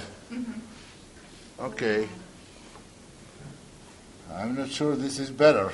No, but yeah, because this move, you create a lot of weaknesses here. h5. Oh, this is just this is h5. Knight h4. Okay, let's look. But you have the two pieces that are not functioning at the moment. So let's see what we can do. Position is definitely bad. I would say definitely lost for white. Okay. I would only be looking for a concrete win.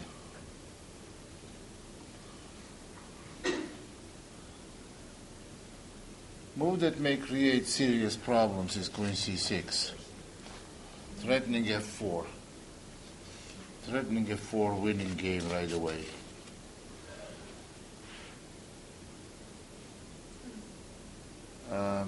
This is one. Secondly, what if we just put the piece on the open file? How is white going to develop here? What's the next move?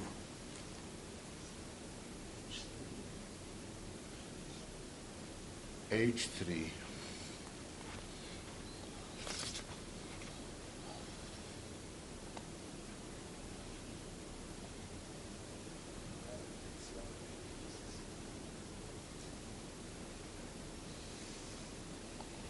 Oh, this may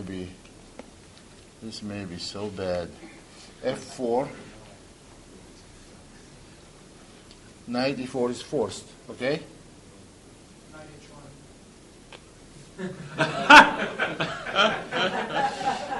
Now, who suggested knight h1?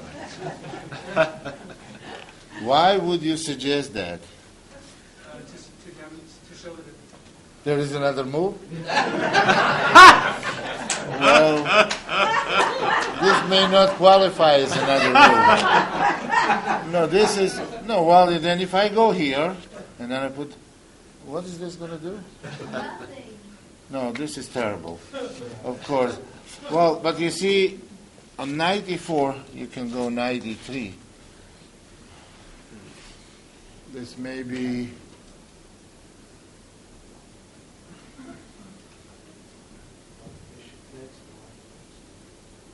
What's that?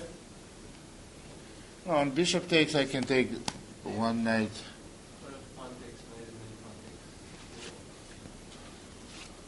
takes? That's not going to be that great either. Now, first of all, in this position, the f4 is a good possibility, but also, and after h3, knight h6, followed by knight f5. Well, here, knight e4. No, they went knight e4.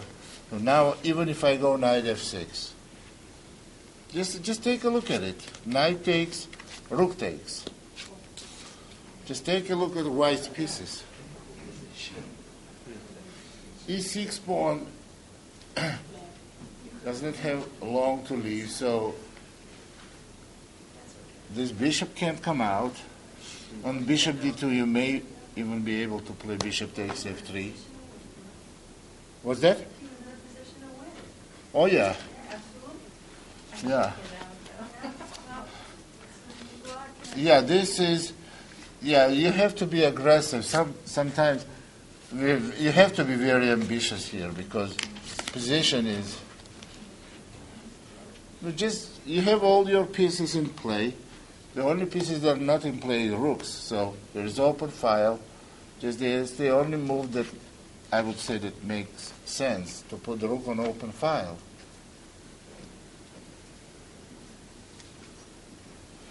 Okay, let's see what happened.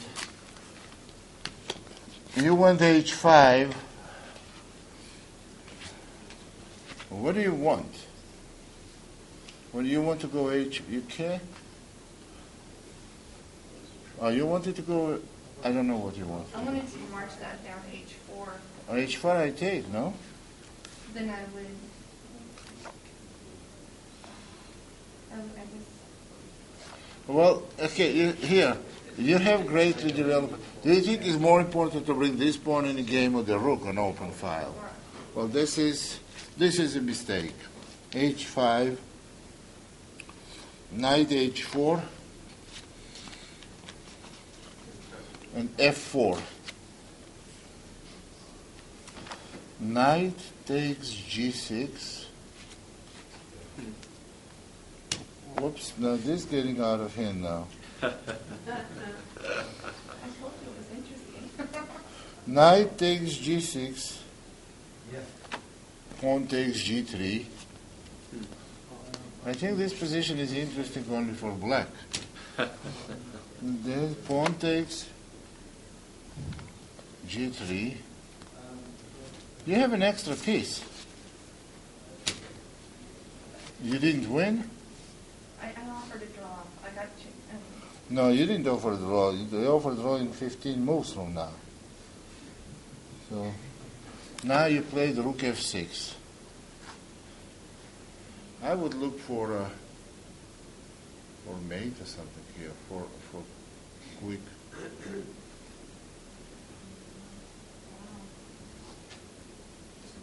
This looks so bad. What's that? Well, yeah, maybe. I lost game like this. I lost game once, I remember, when I was new in this country. I went to play some tournament. And my opponent was late for the game. And my opponent, I was rated very high then. And my opponent was like 1800, 1900. He played great. Like, he played beautifully, whole game. And he won, like, a brilliant game he played. And after the game, he found out, he didn't know who he was playing, so he probably played, oh my God, I am so lucky I didn't know that. So that, well, did you know who you were playing?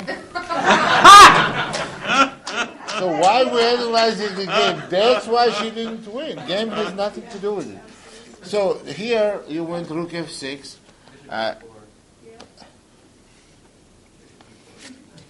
Rook f6. You were totally winning. Bishop f4.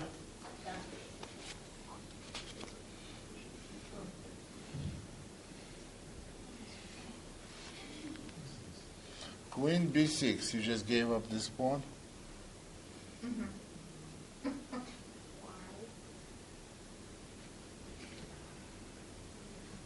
Okay. Here is the suggestion 1. In this position, what might have been very interesting is rook takes f2. Actually, in queen h3,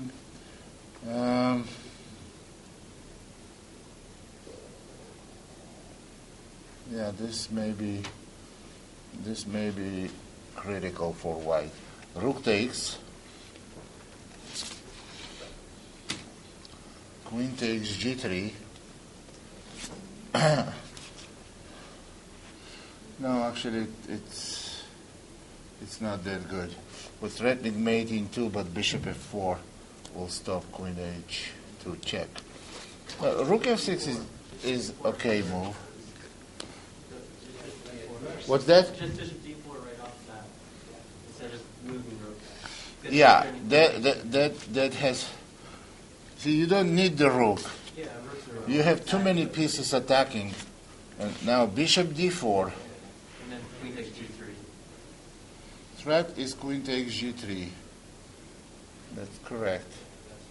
Bishop f4 must be played.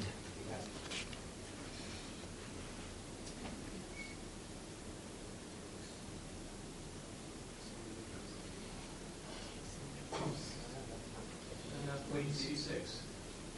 Queen c6 is the only losing move.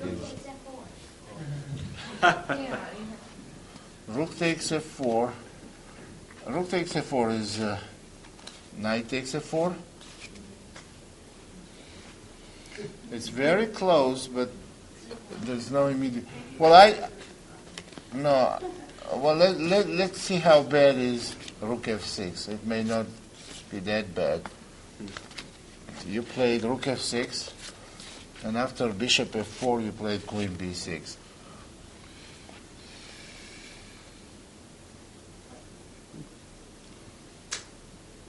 You played queen b6.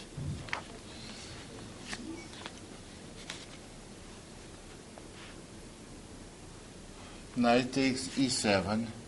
Did you just blunder this pawn, or you saw it? no, I saw that. I didn't. But they were Knight coming takes around e7, quicker. king h8, rook a d1. What? What did you say?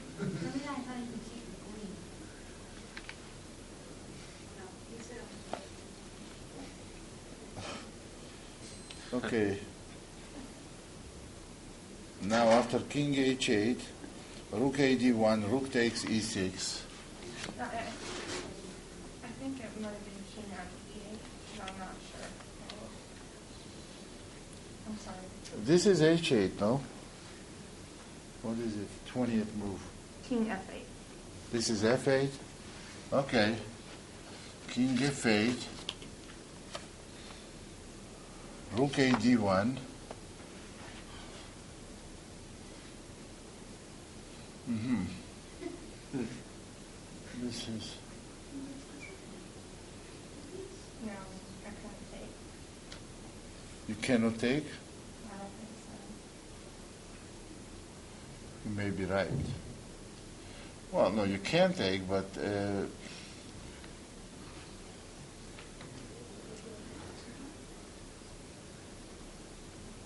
I don't know why you cannot take. Okay, let's take. Check, right? That's what I was afraid of. King f8, e7, right? Is that it? Is there any other move? No, there is no other move. But now I go king d8. What's the follow-up? Now white is 2 pieces down. When you sacrifice 2 pieces, you have to give at least 1 check. That's the... I ended up taking it. Huh? No, but why this is not good? I think you trusted them too much. It seems like it's over.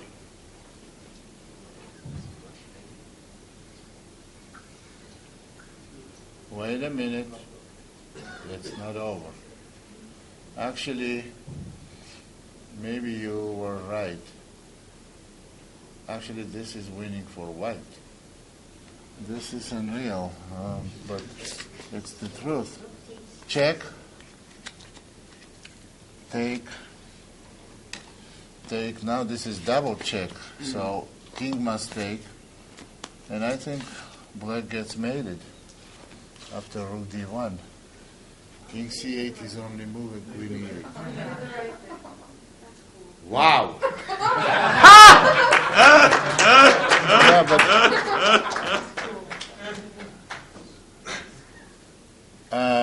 yeah, that's the only way. So they would have had no choice but mate you. So okay, you didn't take the knight, and in this position,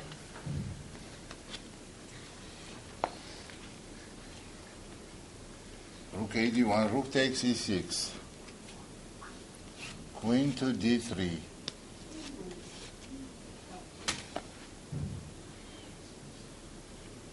rook takes e7, bishop d6. You're going to have three minor pieces for rook. I know three minor pieces are very good against queen. They must be good against rook also. No, well, this is totally winning. Now, bishop d6, knight e5. Okay.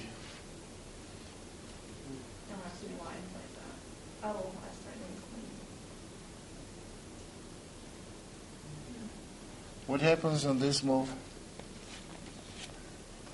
If you just threaten mate?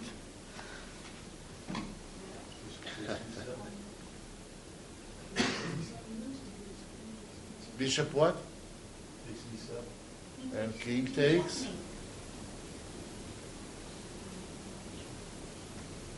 You didn't expect me to take back with the king, no? You see the problem here, because if white plays f3, then bishop d4 check, and queen takes d6.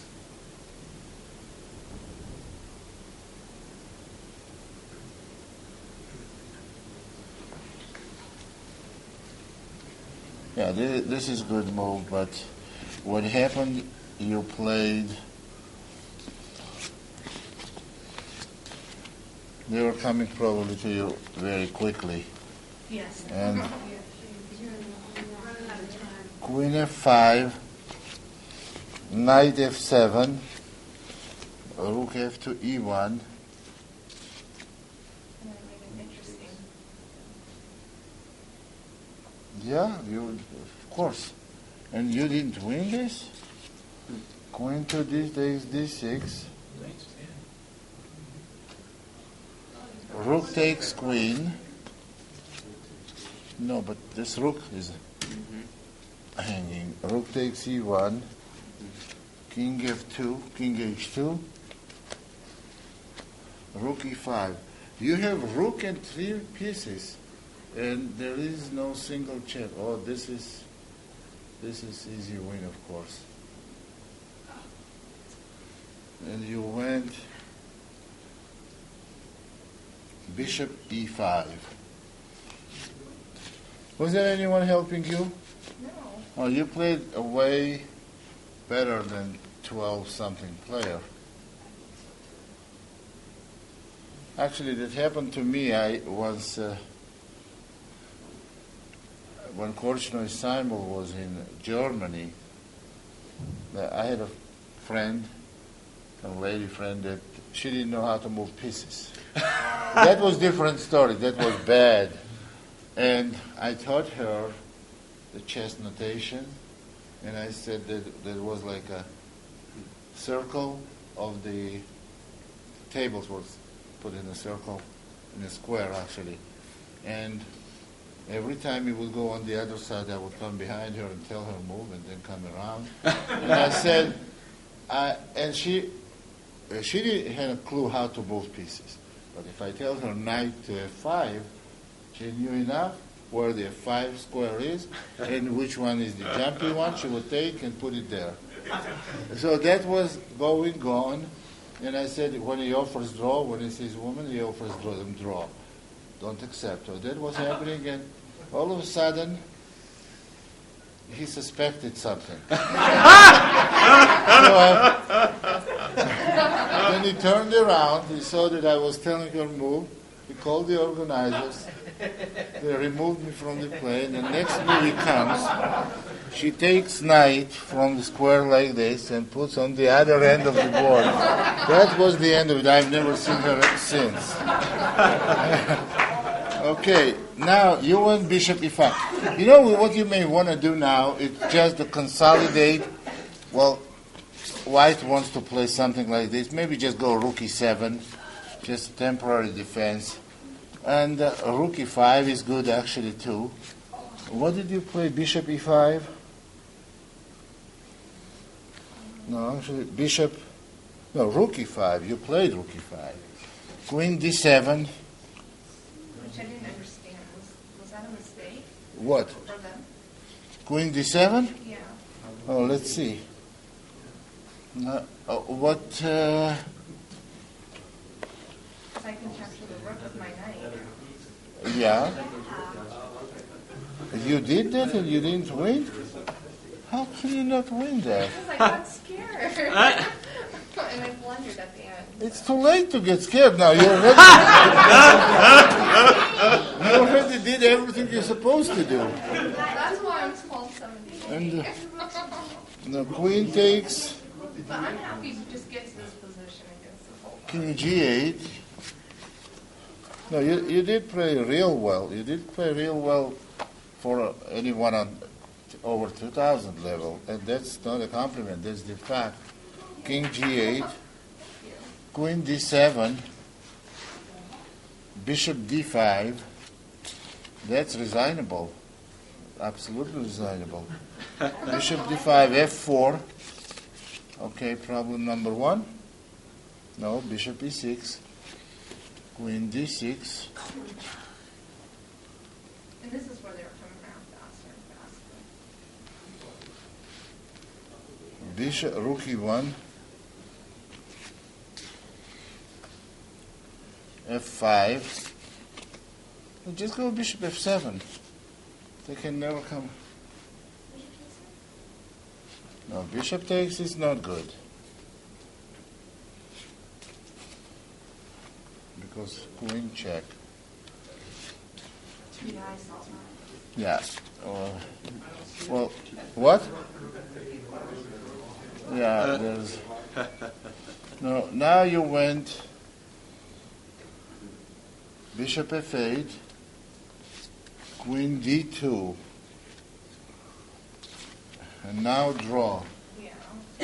You managed to lose one of your pieces. You're still winning, of course. Yeah. You can just give one piece and you're going to be winning. This was in, after simple move like this, when 4 pieces attack the king, it's going to be quick mate. Rook e8, rook e2, and with 2 bishops, white cannot last more than like 4 or 5 moves. This was very impressive played, but you didn't have the. She should have forgotten she was playing. She would have been fine. Well, also, it was She very should fast. have. Yeah, and it was quick. It was so quick. They would take a long time, and then suddenly they would round off Yeah. on each other, and there would be three or four moves. Yeah, she got real confused here and scared. I think that's the all time we have for it. And guys, we're gonna meet tomorrow.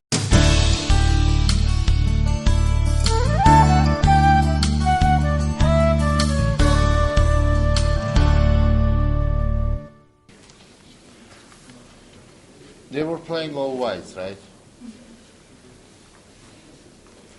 Okay.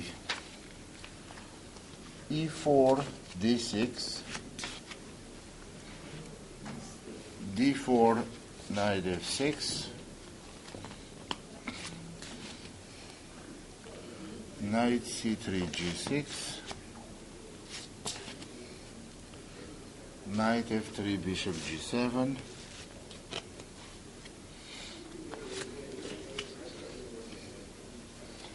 bishop D3,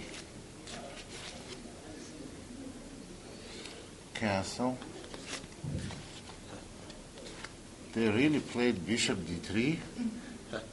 This is not a good way to play. Castle, they castled, and knight a6. That's not bad. They want to go knight b4 or maybe c5.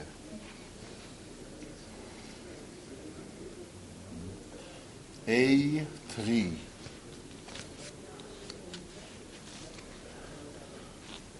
They do play like girls.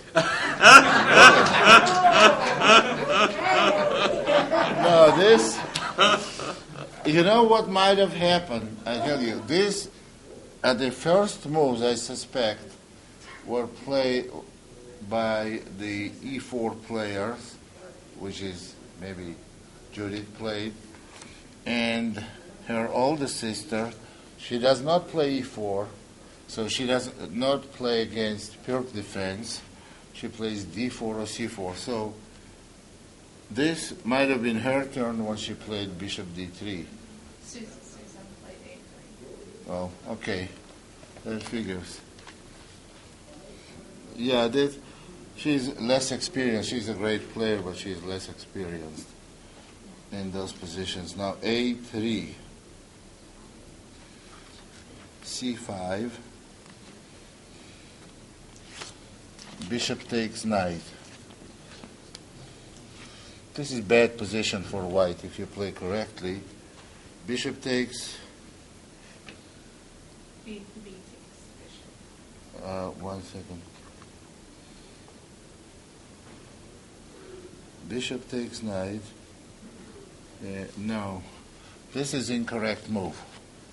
This is well-known position, well-known trick. You take here first. You see, if you take this bishop, which you did, let's see what happened here.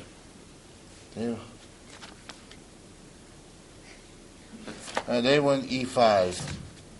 But you see here, after this move, black is doing very well. White, yeah, because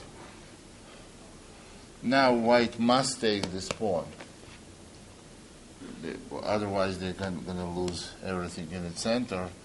And if knight takes d4, pawn takes, this position is simply not good for white. Black has two bishops. Bishop goes to b7 and open files, and white does not have constructive plan. This is not a good position for white. But what I don't like about this move, I don't know how good is the move they played. It may be a good move, but if they simply play pawn takes pawn, you don't want to play with this pawn structure. And now they go queen e2. This is a real bad position. Black has nothing here. e5 was e5. I don't like e5 move. So let's see, e5, knight g4. I think this is a good answer. Now d takes c.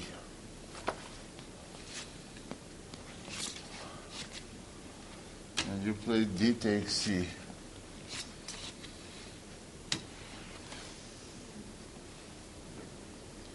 Queen to e2. So this position would have been very good for white with the pawn on e4. Now with pawn on e5, bishop comes to b7. Now you have a good piece. But it wouldn't have happened with a pawn on e4. Okay, bishop b7, e6. There comes queen c7. Very tricky. She wants to take the knight and mate all three sisters in one move. e6, queen c7, knight e4. Now this already may be very bad for them. f5, oh, this is definitely lost for white. Okay. You played f5, which is not a bad move. Knight to g3. Okay, let's look at it. Black has beautiful bishop. That's why e5 was a very bad move. Now, black has beautiful two bishops. And those knights are terrible. Pawn is weak. And black is ahead in development. This is clearly winning position. And I think there may be some... What? So that's why she ended up getting a draw, they probably knew. Well, Yeah. okay. When you know you are in trouble, it doesn't always help. But, okay. That may not be enough. Okay, let's see. You played here, after knight g3, you played queen to a5. Oh my God, you can make this move only in free country. No, this is bad. This is real bad. You know, you played so well till, but why is this? Queen stands beautifully. It's white's turn to move, I think. No, white just played knight g3.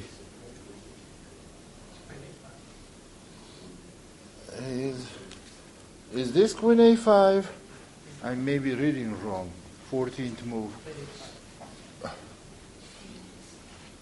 14 black. No, just h5. Oh, just h5? Okay. I'm not sure this is better. No, but yeah, because this move, you create a lot of weaknesses here. h5. Oh, this is just this is h5. Knight h4. Okay, let's look. But you have the two pieces that are not functioning at the moment. So let's see what we can do. Position is definitely bad. I would say definitely lost for white. Okay. I would only be looking for a concrete win.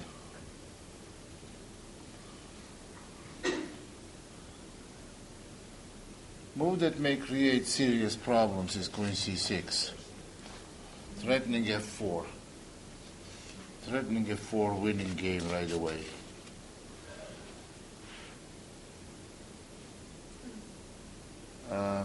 This is one. Secondly, what if we just put the piece on the open file? How is white going to develop here? What's the next move?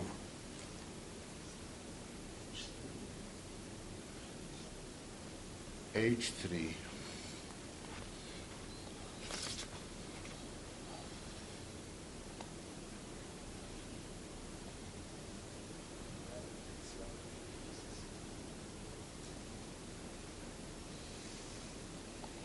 Oh, this may be so bad. f4. Knight e4 is forced. Okay.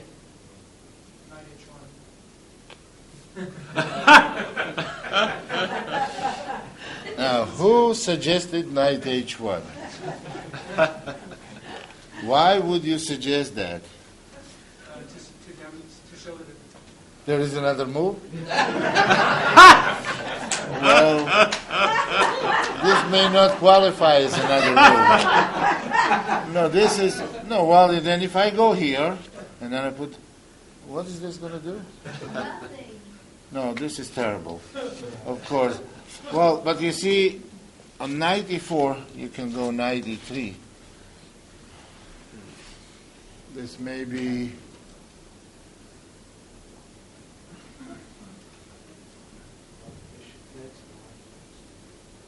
What's that? Oh, on bishop takes, I can take one knight. What if pawn takes knight and then pawn takes? That's not going to be that great either. Now, first of all, in this position, the f4 is a good possibility, but also, and after h3, knight h6, followed by knight f5. Well, here, knight e4. No, they went knight e4.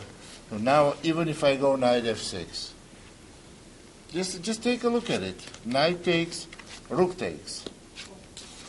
Just take a look at the white pieces. E6 pawn does not have long to leave, so this bishop can't come out. On bishop d2, you may even be able to play bishop takes f3. What's that? Oh, yeah. Yeah. Yeah, this is, yeah, you have to be aggressive. Sometimes you have to be very ambitious here because position is, you have all your pieces in play. The only pieces that are not in play are rooks. So there is open file. Just the only move that I would say that makes sense to put the rook on open file.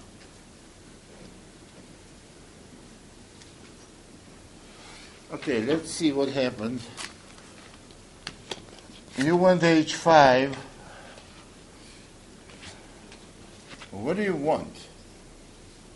Well, you want to go you care? Oh, you wanted to go, I don't know what you want. I wanted to march that down to h4. Oh, h4 I take, no? Then I would guess. Well, okay, here, you have greatly developed. Do you think it's more important to bring this pawn in the game or the rook on open file? Well, this is a mistake. h5, knight h4, and f4. Knight takes g6. Whoops, now this is getting out of hand now. I told you it was interesting. Knight takes g6. Pawn takes g3. I think this position is interesting only for black. And then pawn takes g3. You have an extra piece. You didn't win? I offered a draw. I got you. No, you didn't offer a draw. You offered a draw in 15 moves from now. So now you play the rook f6. I would look for mate or something here, for quick.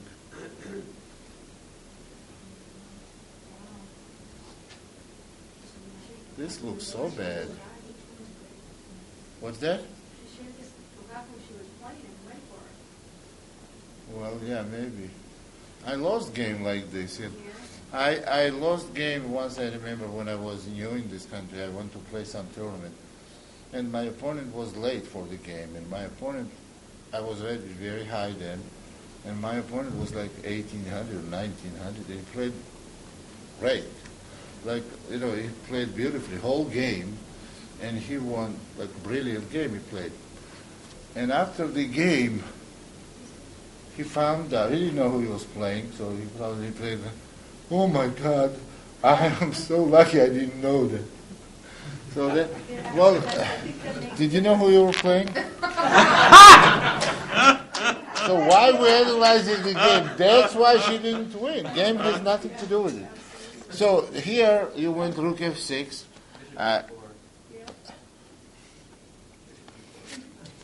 Rook f6. You were totally winning. Bishop f4.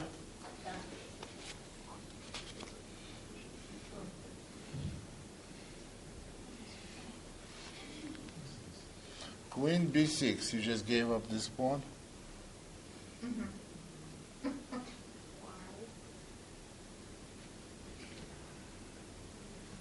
Okay. Here is the suggestion one. In this position, what might have been very interesting is rook takes f2. Actually, in queen h3.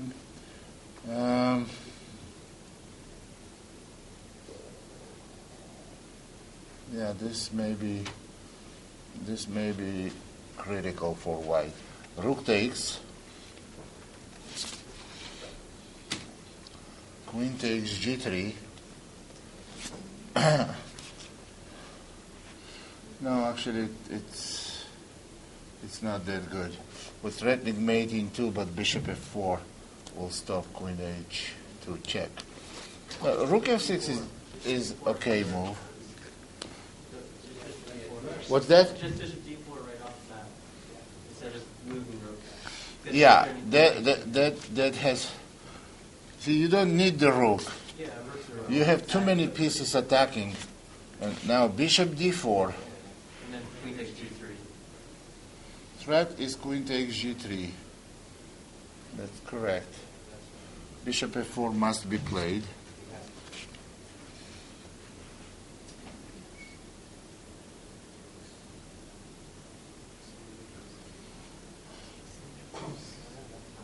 And that's queen c6. Queen c6 is the only losing move.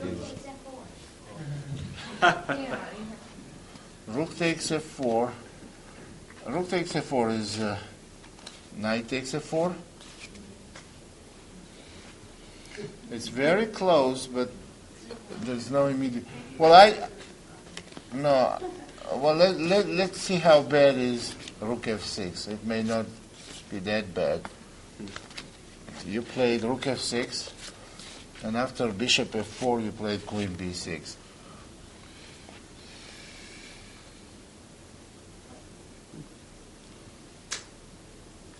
You played queen b6.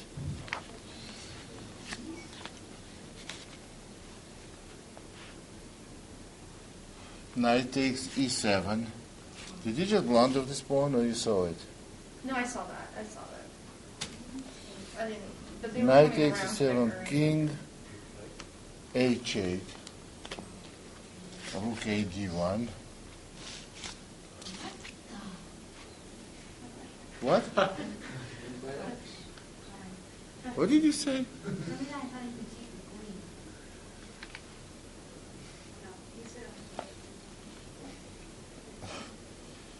Okay. Now after king h8, rook a d1, rook takes e6. I think it might have been king out of e8, but I'm not sure. I'm sorry. This is h8, no? What is it? 20th move. King f8. This is f8. Okay. King f8. Rook a d1.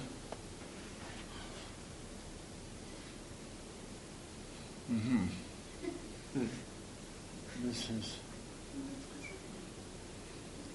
No, I couldn't take. You cannot take? I don't think so. You may be right. Well, no, you can take, but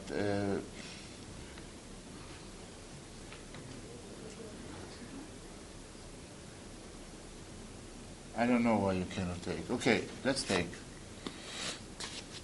Check, right? That's what I was afraid of. King f8, e7, right? Is that it? Is there any other move? No, there is no other move. But now I go king e8. What's the follow-up? Now white is 2 pieces down.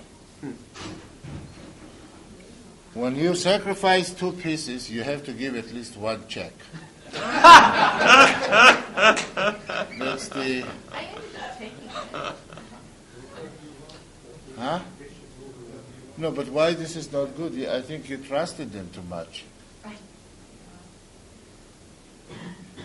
It seems like it's over.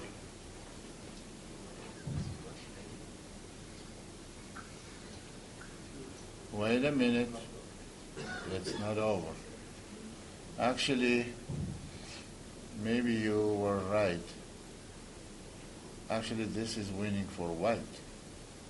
This is unreal, but it's the truth. Check. Take.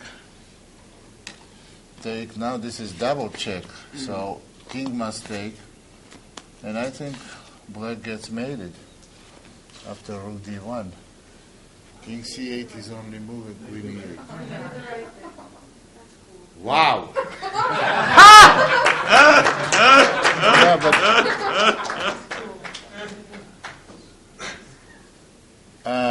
yeah, that's the only way. So they would have had no choice but mated you. So,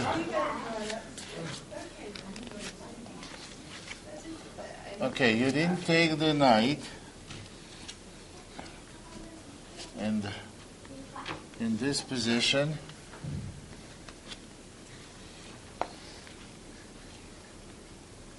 rook a1, rook takes e6,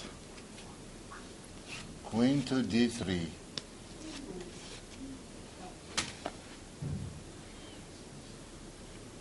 Rook takes e7. Bishop d6. You're going to have 3 minor pieces for rook. I know 3 minor pieces are very good against queen. They must be good against rook also. No, well, this is totally winning. Now, bishop d6. Knight e5. Okay.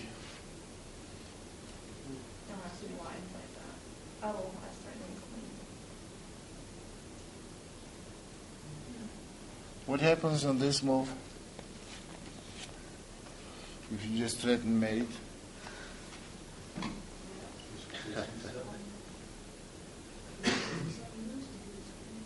Bishop what? And king takes?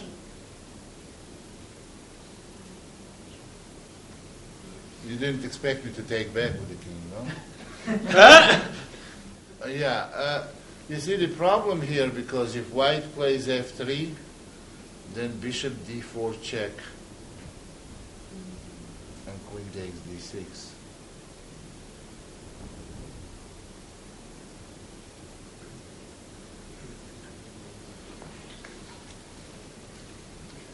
Yeah, this is a good move, but what happened, you played,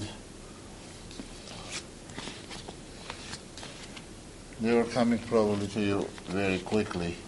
Yes. And queen f5, knight f7, rook f to e1.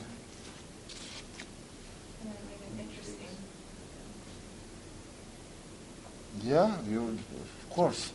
And you didn't win this? Queen to d takes d6. Rook takes queen. No, but this rook is hanging. Rook takes e1. King f2. King h2. Rook e5. You have rook and 3 pieces, and there is no single check. Oh, this is easy win, of course. And you went bishop e5. Was there anyone helping you? No. Oh, you played a way better than 12-something player. Actually, that happened to me. I was when Korchnoi Simon was in Germany. I had a friend, a lady friend, that she didn't know how to move pieces. That was different story. That was bad. And I taught her the chess notation, and I said that there was like a circle of the tables was put in a circle, in a square actually.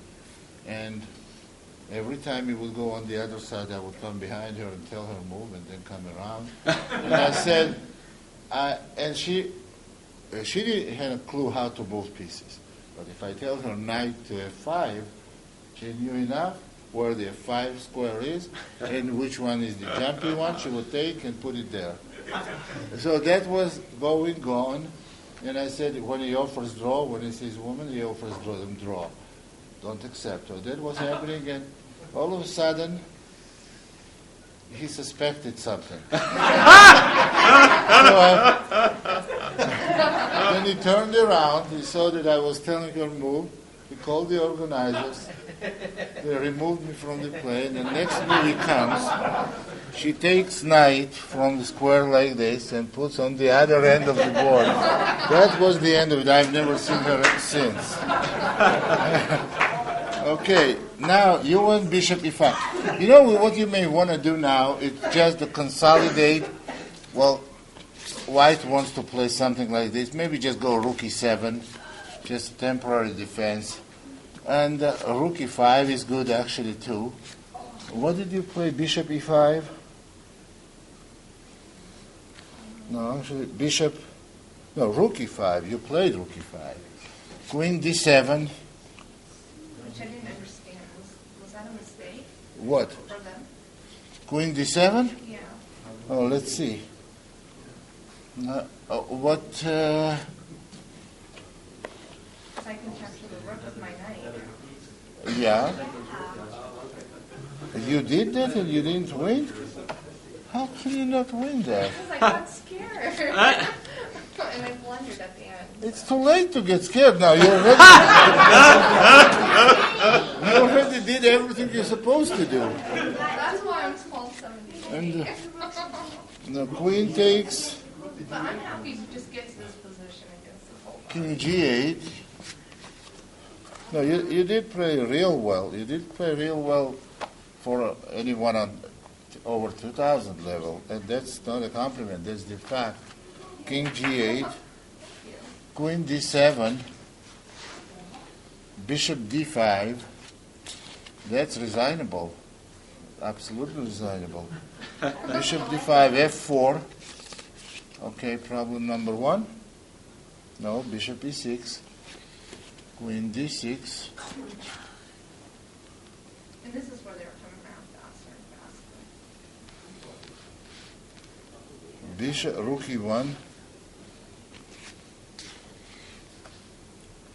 f5. Just go bishop f7. They can never come. No, bishop takes is not good. Because queen check. Yeah, I saw that. Yeah. Well, what? Yeah, there's. No, now you went bishop f8, queen d2, and now draw. Yeah. You managed to lose one of your pieces.